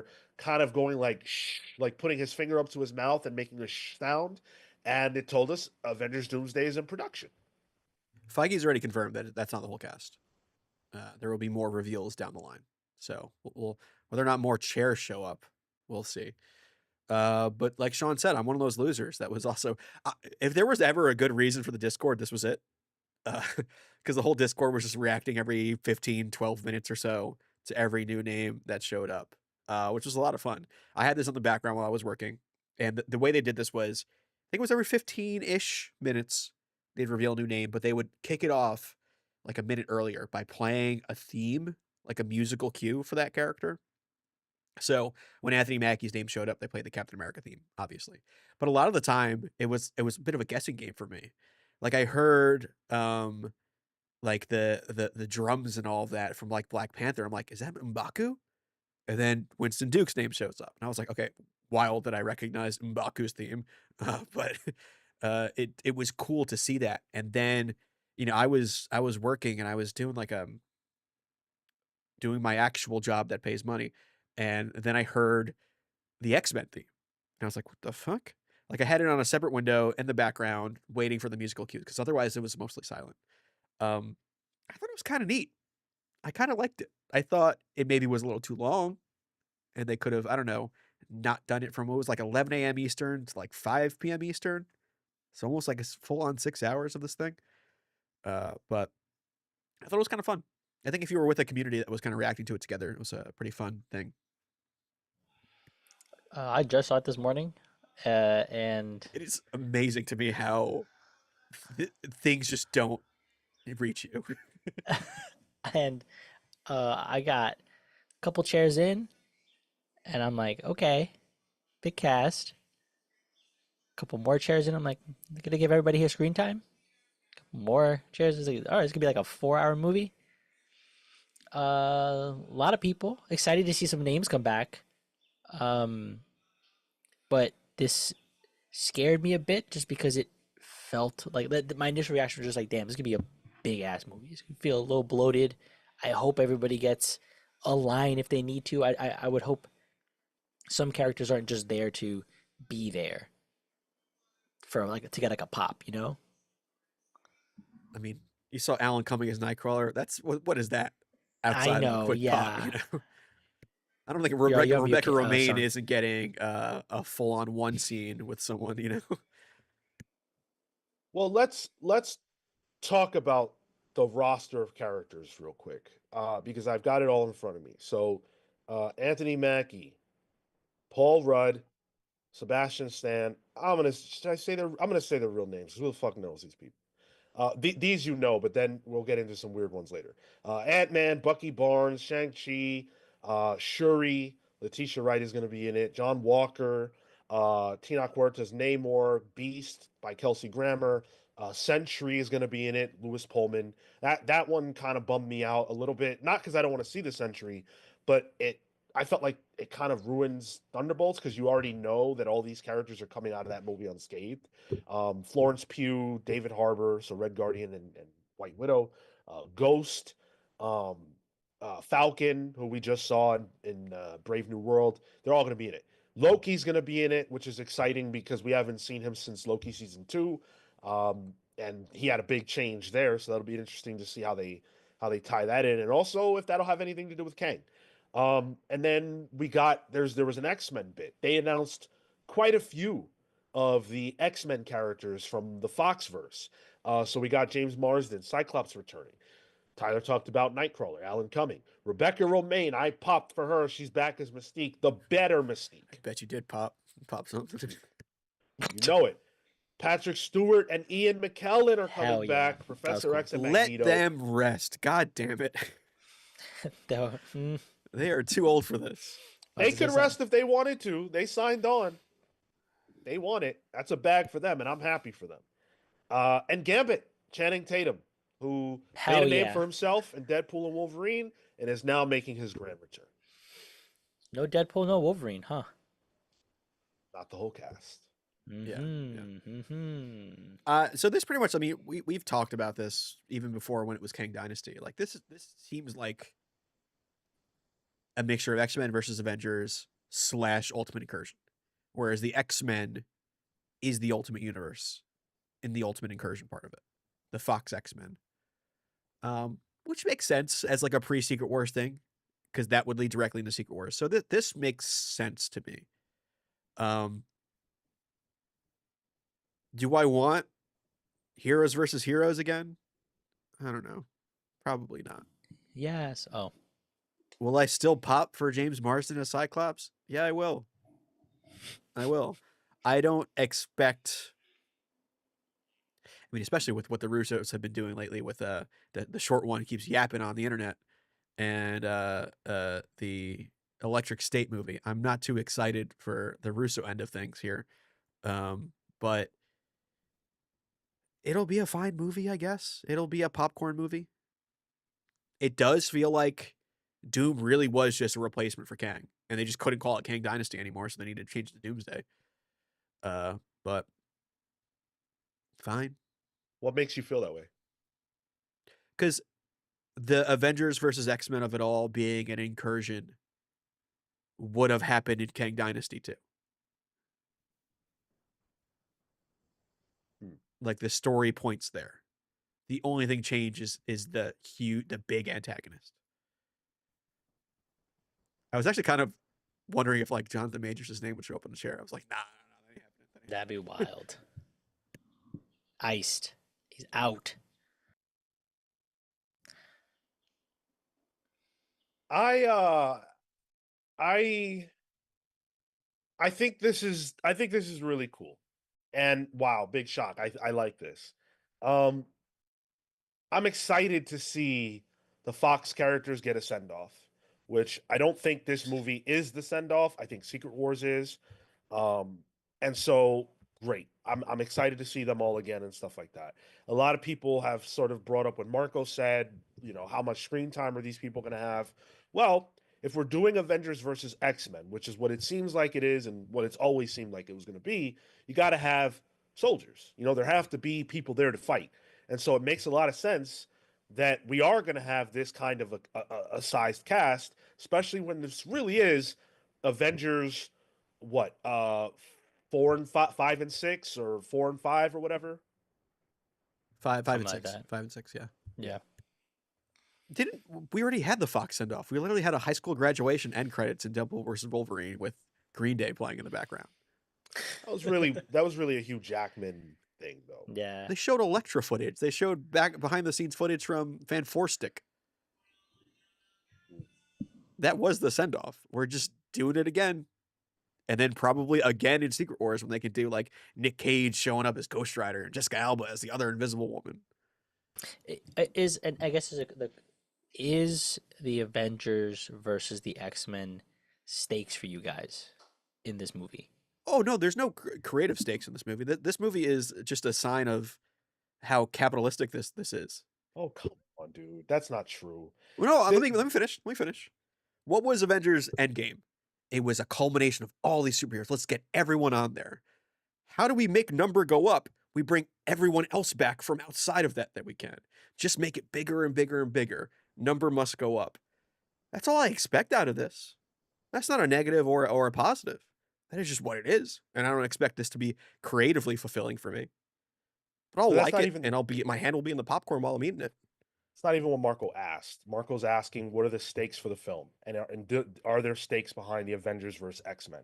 And of course there are, because we know about the incursions. If we know, based on the incursion idea, that these universes can't coexist, and so there will always be this risk of them destroying each other, and the characters are going to have to fight it out.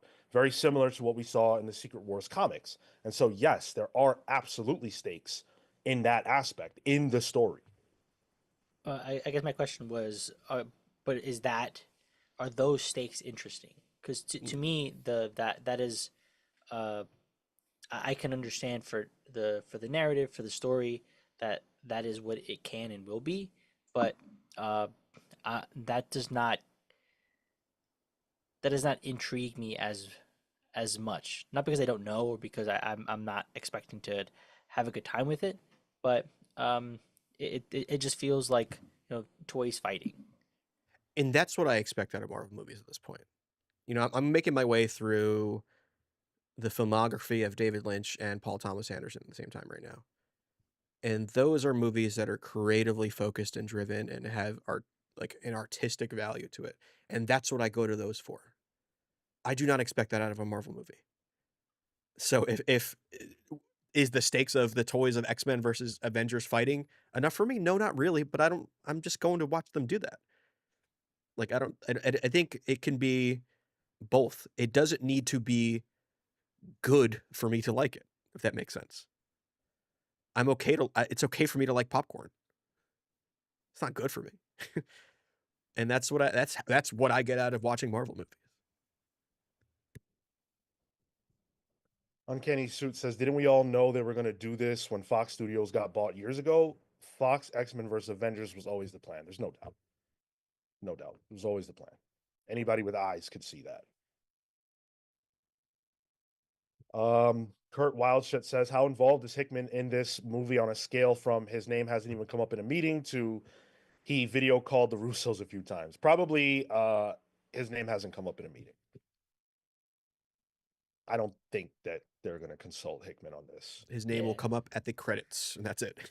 Yeah, thank you so much. Based off of the stories by. That's even more than he'll get. They'll be like, oh yeah, Jonah Hickman. He seems like a cool dude. All right, well let's get back to the comics. Let's talk about an announcement that just dropped. Well, it dropped last week for some new books. This is a big one that no one's really talking about. Joe Quesada is coming back with Christopher Priest to Marvel for Marvel Knights. Marvel Knights is being resurrected, and it's going to be called Marvel Knights: The World to Come. We're getting that in June. It's going to be a 6-issue series. Joe Quesada has been working on this for a long time, at least since 2021. And he's going to be drawing it, which is pretty cool. We're getting Quesada interiors again for the entire series.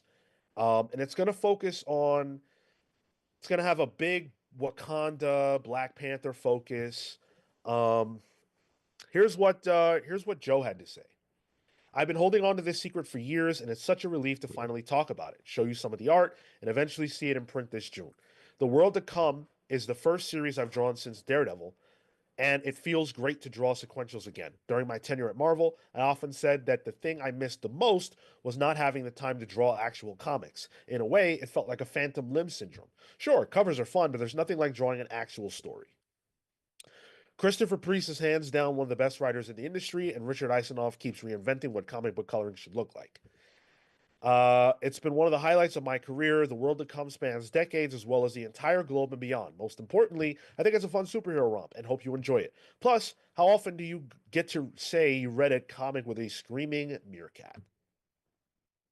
Hell yeah, this is cool. The cover alone, Christopher Priest coming on, It's cool as shit. Marvel Knights I've heard really good things about, uh, as having had. It kind of reminds me, and the way that I think about it is like Legends of the Dark Knight, kind of existing in those in the margins, but still part of the universe. So for me, this is exciting. This is cool, and the cover alone looks rad. Man, I didn't expect Marco to be the one to come out hot for this. He's like hot like a cup of Joe. Hey, Nice. I'm more excited for the Christopher Priest of it all. I love Priest, and I think he did a lot of good work at DC in the past couple years.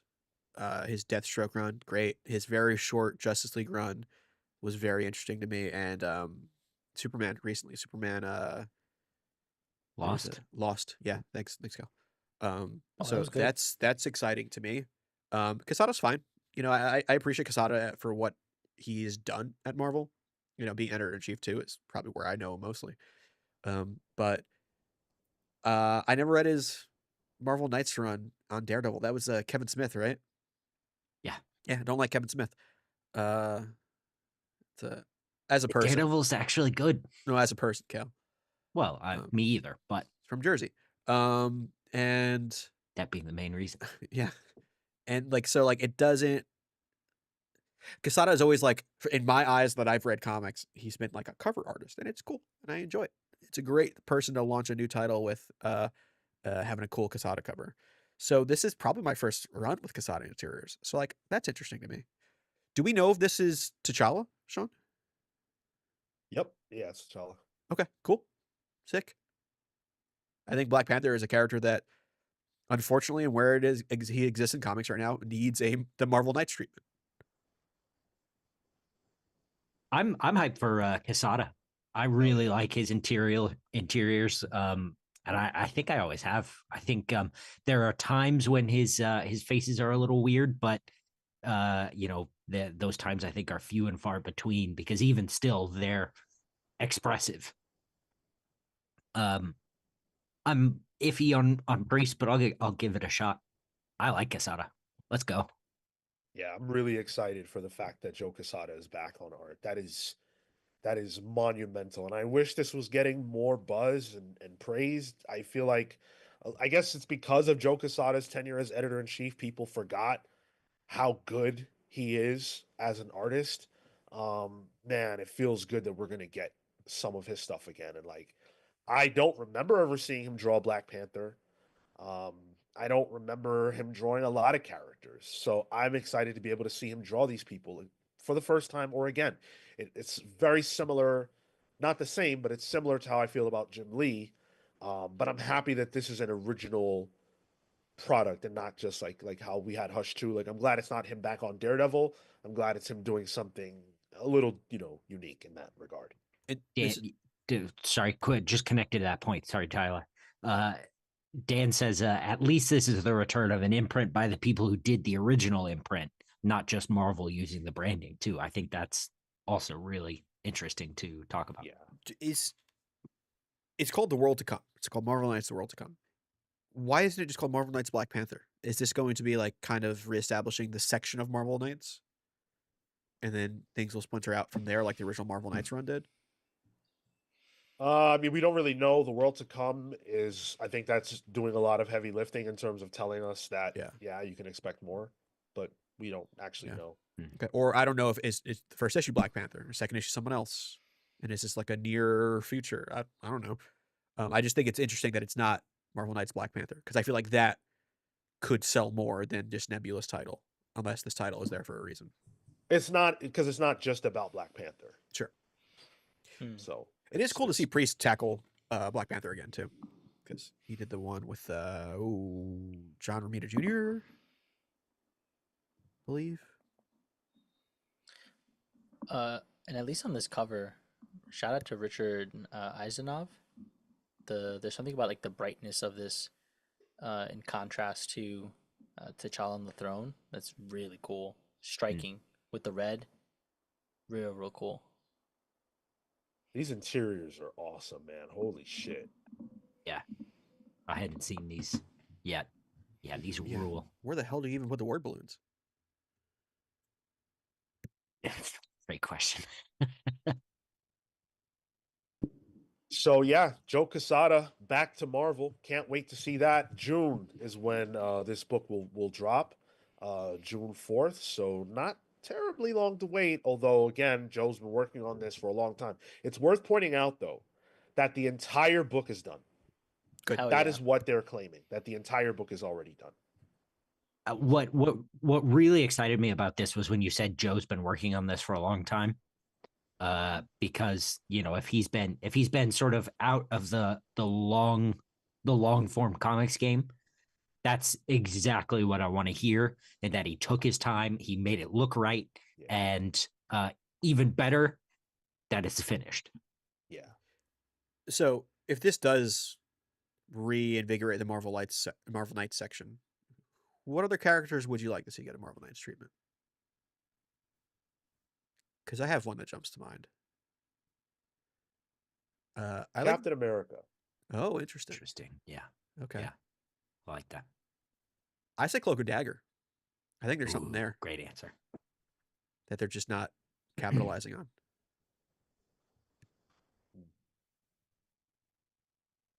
Marco, you Spider-Man. got one? Oh, spot. Whoa. Has that ever happened? I don't think Marvel so. Knights Spider-Man did happen. Yeah, it was. Did it? It was not the original launch of Marvel Knights. It was another one of these rejuvenations of the line. Yeah. Oh man, I think I know. I think I know what you're talking. It had a style that was very reminiscent of J.H. Williams III.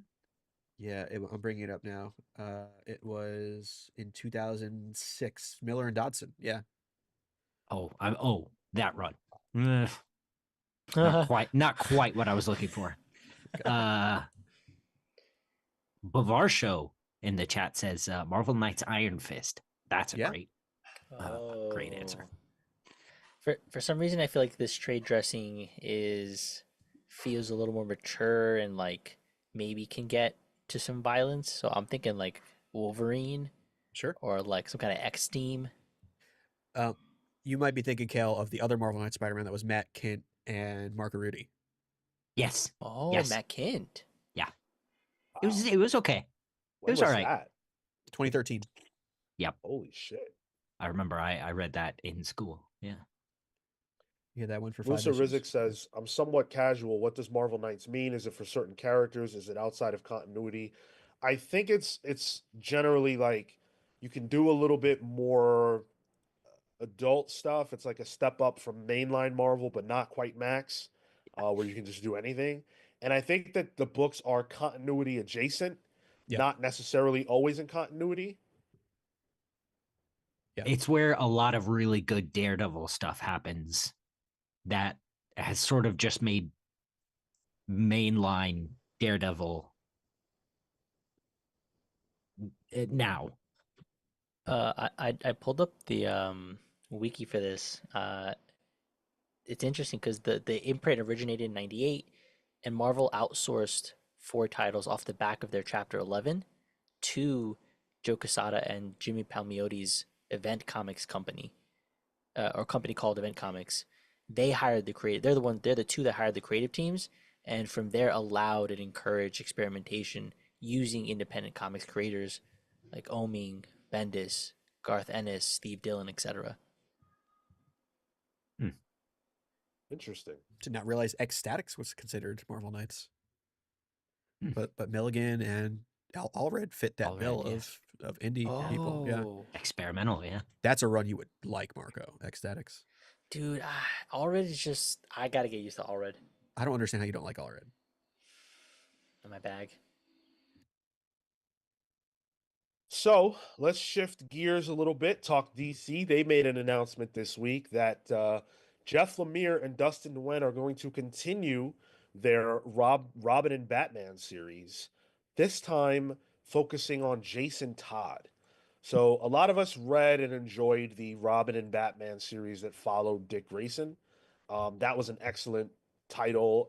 It was just 3 issues, but it was really, really strong. They're following that up. This one's going to focus on Jason, and there was an announcement that they're planning to do a series like this for each of the Robins. So this is pretty cool. The first series was awesome. Yeah, real strong, really strong.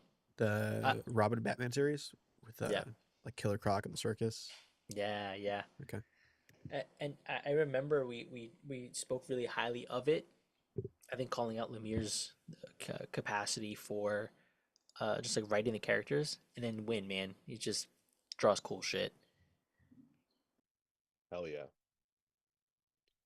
I like that they're doing a Jason Todd one because Jason Todd for me is like I don't care about Jason Todd at all. I think I came into comics too late for that. He was already the Red Hood and whatever. But to see his earlier years done by two creators who are excellent and super talented, I can't wait to see what they add to his mythos. That isn't being Dick Grayson, you know, Dick Grayson the clone. Right. I don't think there is a Robin I care less about than Jason Todd. Yeah. Well, for me, Um, it's Damien, but yeah. Oh, I I'm like with you. Damien leagues more than Jason Todd. I like Stephanie Well, Brown more than Jason Todd. yeah. And you're right. So this is a no for me because Jason Todd's almost got go away heat with me, especially the Robin version. Like, all right, he was there to get killed almost in terms of the grand scheme of things. The creative team is good though, and if there's enough buzz on it, I might be interested. And this Jeff Lemire cover on it is really cool looking, but I don't know. This is probably not for me, especially these like out of continuity things. I know we are argue about like what matters in comics. Not really my bag. I'm interested in it. I feel like he's the one Robin that tried to uh steal from the Batmobile. That's just like something stuck in It's a my criminal. memory. For sure. But I think that's an interesting twist on on a Robin, right? He tried to, similar to Dick, tried to raise this guy from a worse position, but that being a failure for him, I think is an interesting twist for me. I want to see that. I want to see him angry. I want to see him disagree with Batman and his philosophies and the things that he has to say, because that's good conflict. And I think Jeff Lemire knows how to write good conflict. And I think Wynn's going to draw the shit out of all these action sequences. Hell yeah. Yeah, this one won't be for me, but the prospect of this one makes me excited for the Tim Drake one. The inevitable conclusion of Tim Drake. No. Yeah. Damien? Future Damien? Yeah, I'll read the gotta Stephanie be Brown Damien one. book. Before Tim Probably a Drake? Stephanie Brown. I feel like they're going in order. Yeah. Where's What the are you Carrie guys Kelly saying? one? They skipped Carrie Kelly. Harry Kelly's not real. What are you talking about? She's real to me, damn it. Ugh. Go back to school. Oh my goodness. Parker Luck, what's that? Matt Bird says on another site, I just said that when Quesada was editorial in chief, he literally killed Spider-Man and the company, as far as I'm concerned. A, what other site? B, why are you telling us the same thing you told them?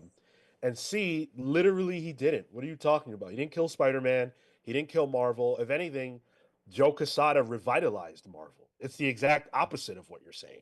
He was in charge. Was he in charge when my relationship got ruined? Yeah. Then he killed Spider-Man, Patron. Because that's all Spider-Man is his relationship to another woman. Yes. Yeah. Yes. He's God, just this is how meat. women feel. Joe Quesada has the knife in his hand. I see it. Oh my goodness. All right. Last thing we're going to talk about today. By the way, that's out 6/11, the Robin and Batman book. So for Never anybody forget. excited. Alliance Entertainment has purchased Diamond Comics. We've been following this story for the longest shit. Marco and I were ready to go to the fucking to the auction for Diamond that happened in New York on Monday, However, that would have been a really bad idea because they weren't actually allowing regular folks in. So good thing we didn't decide to do that on Monday. It was But like at a lawyer's office. Yeah. if anything, Marco would charm his way in. He's done it before. I've gotten into places purely by talking. Yeah, yeah. I always talk about how I always wanted Comics Alliance back, but this isn't what I wanted. I don't know who Alliance is. I don't know what this means. Alliance does a lot of collectible stuff. They do a lot of cards. I know them through trading cards. They're a distributor of those. They also do like music. They do video games, all kinds of stuff. They're very plugged in. So from that perspective, it makes a lot of sense that Alliance would seek out Diamond to own them. They are a great candidate for this. Um, According to Rich Johnson over on Bleeding Cool, he says, quote, I am hearing that there were multiple competitive bids and that the price Alliance paid was significantly more than anyone anticipated, which should be good news for publishers. What that means to me is that A, people are going to be able to get their money back from Diamond through this sale. But also B, that if Alliance spent that kind of money to get Diamond, then they're actually invested in utilizing their infrastructure to continue to do what Diamond was doing, but hopefully better. For this being a collectibles company, does this spell the continuation of the variant stuff that fans don't like? Yeah, dude. I mean, Diamond has no control over that though. That's publishing. Right. If anything, this to me reads similar to when we had Adam on the show last weekend. It's warehouse space, right? They have the space for them to be able to continue their production, to be able to continue their output.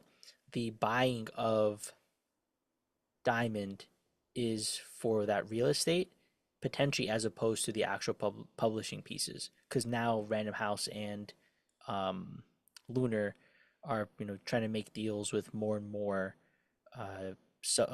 publishers. So likely, in my mind, this is for that, and ideally trying to get resolve as much debt as possible for purchasing this company.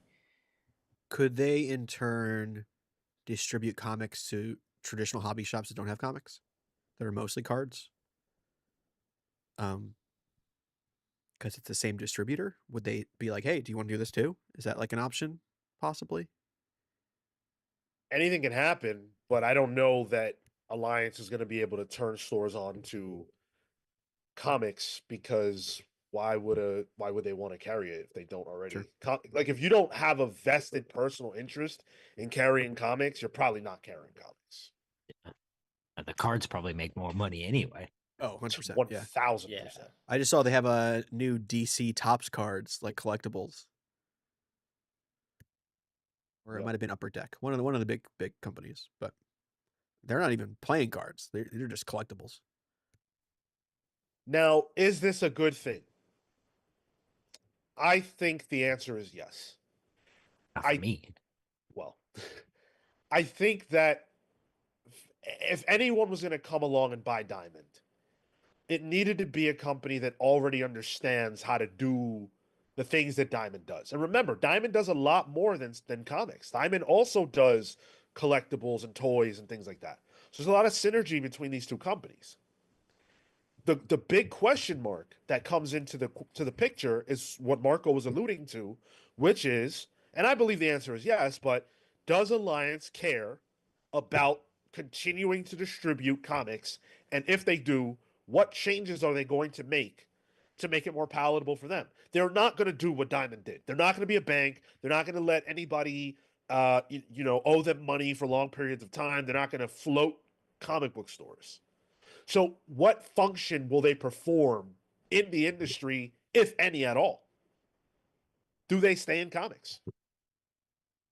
Skimming just like reading through the article right now, I think one of the things that worries me is there's a quote here: Alliance Entertainment states that they have substantial account overlap already identified. So it's introducing Diamond's distribution into Alliance's mass retail and e-commerce.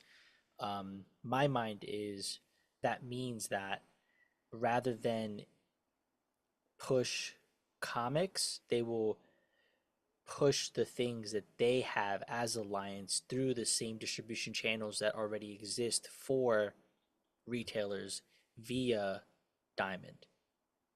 So wherever you would once buy card game or cards or whatever else, those go to the shops as opposed to continuing relationships um with comics or altering that relationship.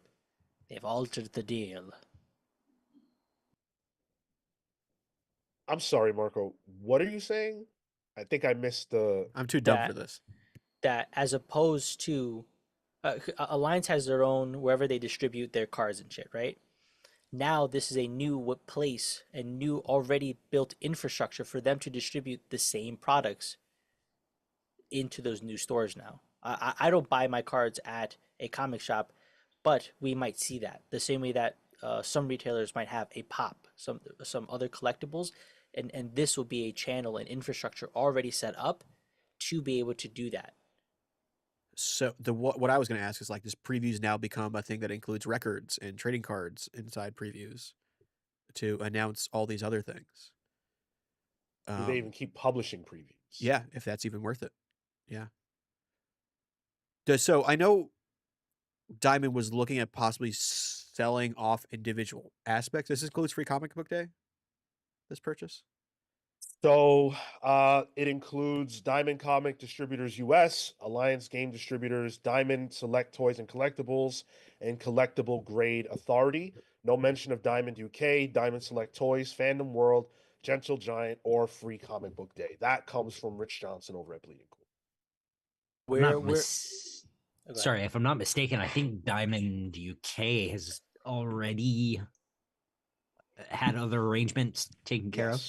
Yes. So And we're still at the table for Free Comic Book Day, so we'll let you guys know when that resolves itself. That's a big deal though. Like 100%.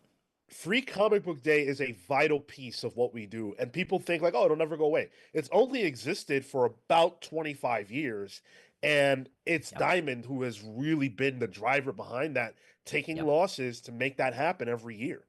Yep. But to note, not purchased, right? Right. Not Still up purchased. there. Alongside some of the other comic related things, they regained the Alliance, whatever games, all that kind of stuff.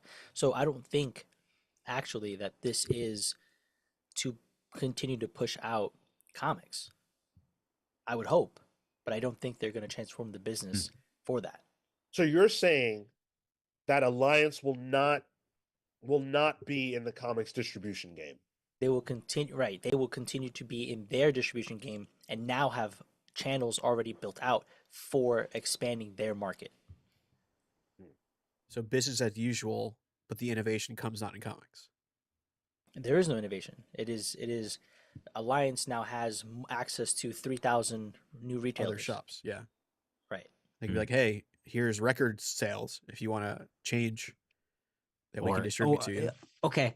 Or best case scenario, Alliance like starts and this is, this will take a while. I'm looking long picture here, but they take shops and they make them more into broader sort of pop culture style, your records, you collect pop culture collectible shops, your comic shop, your record shop, your toy shop, and they put all that together. Comic book shops turn into hobby shops. Yeah. Or collectible shops. Ooh, I hate that. That came out of my mouth like poison. So it's worth pointing out that the boss of Alliance, Bruce Ogilvy, I'm sure I said that Ogilvy? correctly. Maybe. Went on the podcast Beyond Wednesdays, and the guy who runs it is a good dude, Brian. I enjoy him, and the show's cool. And so he went on there though. Now, when I tried to watch it, that portion was cut out of the stream, so I wasn't able to actually like hear him talk or see what he had to say. But Bleeding Cool, Rich Johnson, was able to give us some quotes, not us, but through his website, um, about what the plans are and stuff like that. So I'm just gonna read here from the Bleeding Cool article.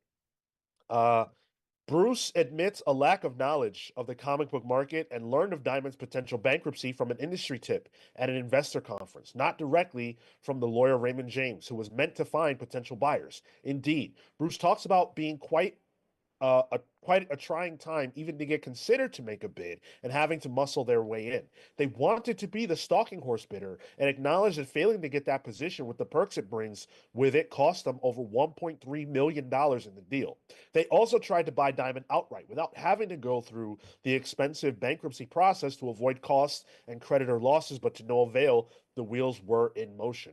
There is a big learning curve coming, but he definitely seems open to learning more about what his company has bought. Alliance is employee owned, and Bruce plans to retain Diamond staff for their vendor and customer relationships to learn from their institutional knowledge and to address operational issues to make the business profitable.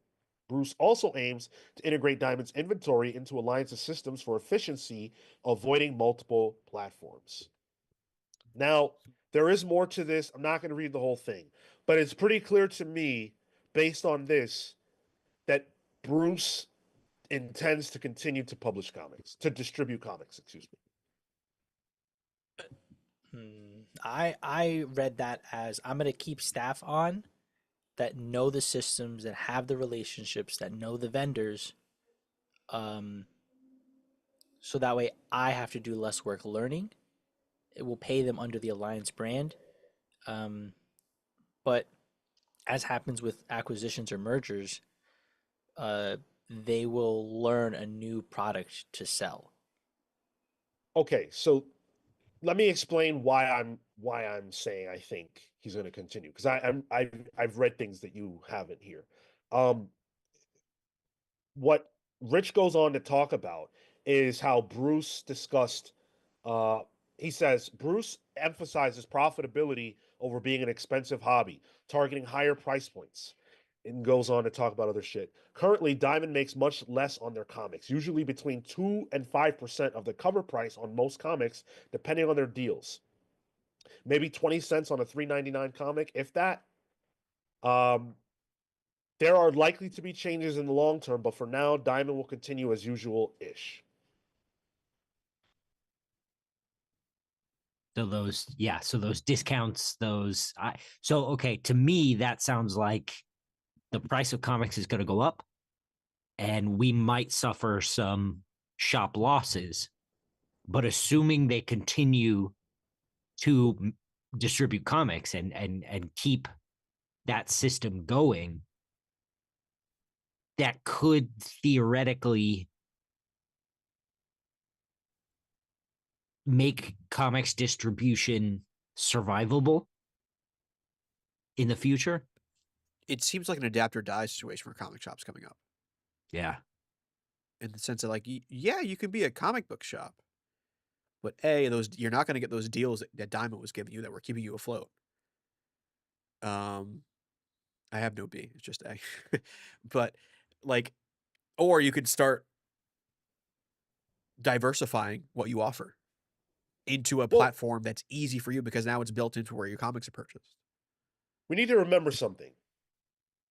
Diamond wasn't the only game in town before they were purchased. So Yeah. Alliance isn't going to have the ability to control the industry that way. Penguin Random House exists, Lunar exists. This is just another option. So what I got out of it is that we're not going to take 3 to 5% profit on comics. If we're going to distribute comics, we're going to need a little bit more of the pie. And that is something that is going to affect whatever publisher decides they want to still be published through Diamond/Alliance. But it doesn't mean that every distributor is going to follow suit. They're all going to do what they're going to do. So it's going to be a wait and see situation. I don't think in the short term we're going to see really any changes. Free Comic Book Day will happen this year. All that stuff is set in stone. Next year, 2026, that'll be when it's interesting to look at what changes Alliance decides to make what happens with Free Comic Book Day and how that affects the industry as a whole. Because that, to me, is the most important function that Diamond still serves. Hmm. Because right now there are other people to distribute. Right. I'm curious on the expected like years of return from Alliance because there's a note that it made an amendment to one of its creditors from 120 million to 160. So they took out debt to buy this debt. That's an interesting and risky decision. So I'm curious what the plan is to be um, to end up becoming profitable. Because 2% to 3%, yeah, man, you gotta. I don't know what you gotta do and how long it's gonna take to make that money back. Dude, on a $3.99 comic, Diamond might be making 20 cents, right? Then you have Marvel, let's say in this case, who needs to make their percentage. Then you have the stores, the shops that need to make their percentage. They actually make the most. Shops make the most money from the individual sale of a comic book. You've got to pay, someone has to pay the printer and everything else. So that $3.99 that we're all crowing about, and I'm chief among them, has to be split so many ways that you're talking about making cents on the dollar per sale. Brutal. Alliance Brutal. is going to want more of that. I Yeah. believe so. Yeah. Yeah. Wow. I'm looking. They're publicly traded. I'm looking at their stocks. Monday to Tuesday, nice big old spike, then a quick sell off for $1. It's back flat. So Ooh, should we get in on that? no, it does. I'm looking Okay, at. all I'm right. looking at it. It does not look great. He said no. We just gotta follow Nancy Pelosi's stocks and we'll be good. You do very well. Shit. Okay. There are literal apps that will auto do it for you. Now, Image Comics, for their part, they're not too happy about this. Ah, great. Wanted to hear about this. They are arguing that that this is not okay. They filed an objection, and they are saying that not only are they owed more by Diamond than what Diamond is saying on the books, they're saying that they are owed about $70,000 for sales reported through November of 2024. After you account for what they owe Diamond. So Image owes Diamond, but Diamond owes Image, and Image is saying, "Hey, wait, you owe us way more than we owe you. You owe us way more than you're reporting, and on top of that, we did not authorize you to allow our product that we have already sold to you to be handled by another party." That is what Image is saying. That in the language of our relationship, of our contract, you can't do this. Hell yeah. I don't know how that's gonna play out. I don't know how Image is gonna can they stop the sale of this based on that? I have no idea. I imagine they're gonna take a payoff. Yeah, I think 100%. this is hardballing Alliance for them to pay off the debts. That makes sense. Yo, I don't want to cross Todd McFarlane on a dark alley with a baseball bat, dude. How much? How much? Okay, take it. I wonder if Alliance could buy like Free Comic Book Day and give that off to Image. We are in active discussions, Tyler. We cannot talk about the matter. All right. Okay. All right. I'll put my suitcase away then. The problem is a publisher can't own Free Comic Book Day. Because if a publisher owns Free Comic Book Day, then there's a massive conflict of interest. And that's a very expensive proposition that they would have to take a loss on. Doesn't Todd want it? Allegedly, Todd wanted to own Diamond, but Sure. that's to own Diamond. Sure. It's going to be very interesting to see how this plays out. Free Comic Book Day, guys, we need it. And it's coming up, right? It's in May, I think. First Saturday of every May. Yep. Right. May 3rd. Enjoy it. Right before May 4th. While it lasts. Yep. I wonder if like Enjoy it. Midtown could buy it. Who? Midtown, because they Oh. have They got Well, some they have- Kashish. They could. Would work for them too. Their free comic days are huge. I mean, why are you not suggesting distributors? I feel like a distributor should own free comic. I guess.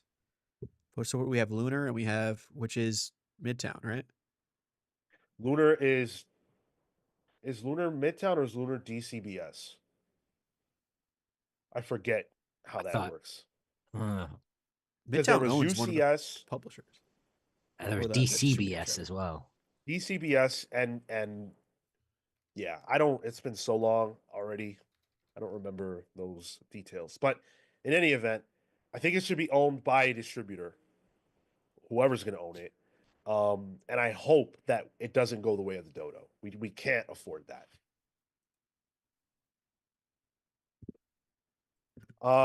Prem says if prices go up, would this lower the inventory big box stores carry since they aren't reliant on comics? But I don't know how well it sells at like Barnes and Noble. Single issues do Uh, not sell at Barnes & Noble anymore. Yeah. Big box stores, you're looking at stuff like trades, and mostly those, if I'm not mistaken, most of that goes through Penguin Random House now. At least with the bigger, the bigger comic companies. Yeah, I thought Lunar was DCBS. Yeah, and Midtown is UCS, but UCS got out the game. Lunar is as being formed by DCBS and UCS by Midtown Comics. Yep. And I agree with you. Comics are dope. I hope Lunar buys Free Comic Book Day as well. That seems like the really right do. person to do it. Yeah, I'm worried about Diamond also Select think- Toys. I also think Penguin Random House would be really good for Free Comic Book Day. I would love that. I just wonder if they see the value because you're not going to make money off of it. So I wonder if they see the value without making money. Mm. Yeah, I guess I'm sort of thinking of it more like a Scholastic Book Fair situation. Those, it's been a long time. I remember when I was in school and we had those. We bought the books. Yeah. Were they at a discounted rate? That No, I don't I don't know. remember. I I don't don't know. think so. I feel like probably. I remember because I had an Yeah. allowance at the point, and that would be the same if I went to Barnes & Noble, but I could at least do it by myself if I was at the book fair getting goosebumps. But even just to get the books in people's hands, Yeah, for sure. Okay, we're going to continue to follow that story as we have been this entire time. Diamond is a vital part of the comics industry. And while it is sad that this is happening and people are going to lose their jobs and stuff, I kind of feel good that Diamond fell into the hands of Alliance. I think that um, they're a great purchaser. They've got similar business models, and I hope that they are invested in making comics distribution great. That's my hope. But we're not going to know in the immediate. So stay tuned to us as we continue to follow the story. Fingers crossed. It's only good to have competition. So Yeah. But it's publicly traded competition, so well, the diamond revolution begins now. See where the money goes. All right, we're going to leave it there, guys. Thank you so much for hanging out with us. It has been an amazing show. You guys have been amazing in the chat. So many of you watching all throughout. Really, really appreciate all the support today, all the super chats. Oh my God, hold on. We're not ready to call it. We're not done. We can't call it. We got it. We have an origin to do. We have an origin. I'm sorry. About to say, Whoa. I thought you were gonna say an orgy to do. I was like, I don't have time for that. I only need about 30 seconds. Let me shout out the rest of Yeah, the pals that deserve and need their shout out because of all the support you guys show us, and then Marco, you'll take it away. So thank you to Steve, Swarm Canaris, Panda V Panda, Ted Wong, Mad Max, the Absolute Overthinker, Blur, Jekyll, Jose, Scriptured, the Wardens of the Word, Hecatron, the Hate Machine, Amin, Almighty Perez, Houston, the Century Kid Murphy, Jasper, the Gasper Eddie, Pete, the Living Lightning, Lectrix, Lucas Hallner, Young Dende, whose origin is impending, HUD, and Hayden's Hideout. Thank you all so much. Marco, let's hear your origin for Young Dende.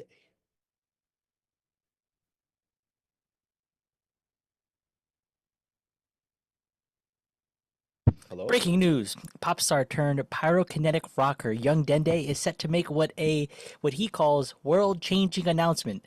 The last show of his tour is expected to be oversold and filled to the gills. This reporter, a proper flamehead, is excited. And now we begin with a roar of applause. It comes from the crowd as the light dims at the stadium. Some 50,000 rockers begin to stand up and chant, "Young Dende, Young Dende, Young Dende." Those in attendance can barely hear the sounds of their own thoughts in the cacophony of excitement. Somewhere backstage, still in his dressing room, stands young Dende, facing the mirror, soon to be facing the music. Beads of sweat are dripping down his face. You can hear the stomping, the hooting, and the hollering of anticipation from back there. The sounds of fans he would soon disappoint. Knock, knock. 2 minutes, Mr. Dende, says the producer. He slumps over the table trying to find his conviction, and after a few moments, he has a resolution. Dende reaches for the folded paper on the coffee table, holds it in both hands, takes a deep breath, and walks out the door. As he works his way towards the stage, decibels increasing with each step, he stops at the threshold, shakes off his hands, and with a spark escaping his finger, he runs out onto the stage, waving his hands. "Are you ready to rock?" The crowd screams, and young Dende begins his show. He raises one hand into the air, and the flames begin to stream from his fingers. In the cacophony of noise, the pressure waves of the air cause fractals to emerge in empty space, illuminated and vibrant by his burning passion. As the roar dies down, the music starts. Young Dende grabs his guitar. His body emits a warm, dark red tone with every chord. And with that heat, from the stage, small wisps of fire begin to soar across the stadium, floating to the melody, changing in size to every beat of the rhythm. He can feel it. This is going to be the best 2 hours of his life. The rest is a haze and history.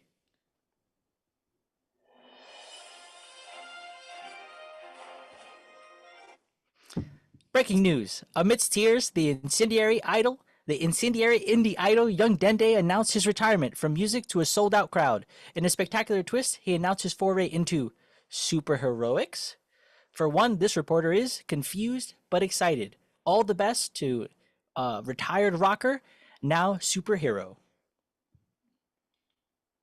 And that's it. Sick. It's like Taylor Swift doing a career change. Yeah. I'd go for that. I got Dazzler vibes. Yeah. That was the goal. That was the hope. Hell I'll yeah. show you how to use a soundboard on your computer next time. So I Zoom know. I should have sent it to you earlier. You can prep me. I can get things prepped for the show. I Nothing didn't- needs I to be a didn't think about surprise it. to me. I was just like, I just have it on my phone. I just do it. You know I love to tinker. I would Yeah. have easily found a way to do that. Thank you, Young Dende. Oh, what's his does he have a name? Does he have a superhero It's name? just Young Dende. All right. Much like ra- a young lean or a Yeah, exactly. Yeah. young thug. But now he's gonna go into Got it. Okay. from music into superheroes.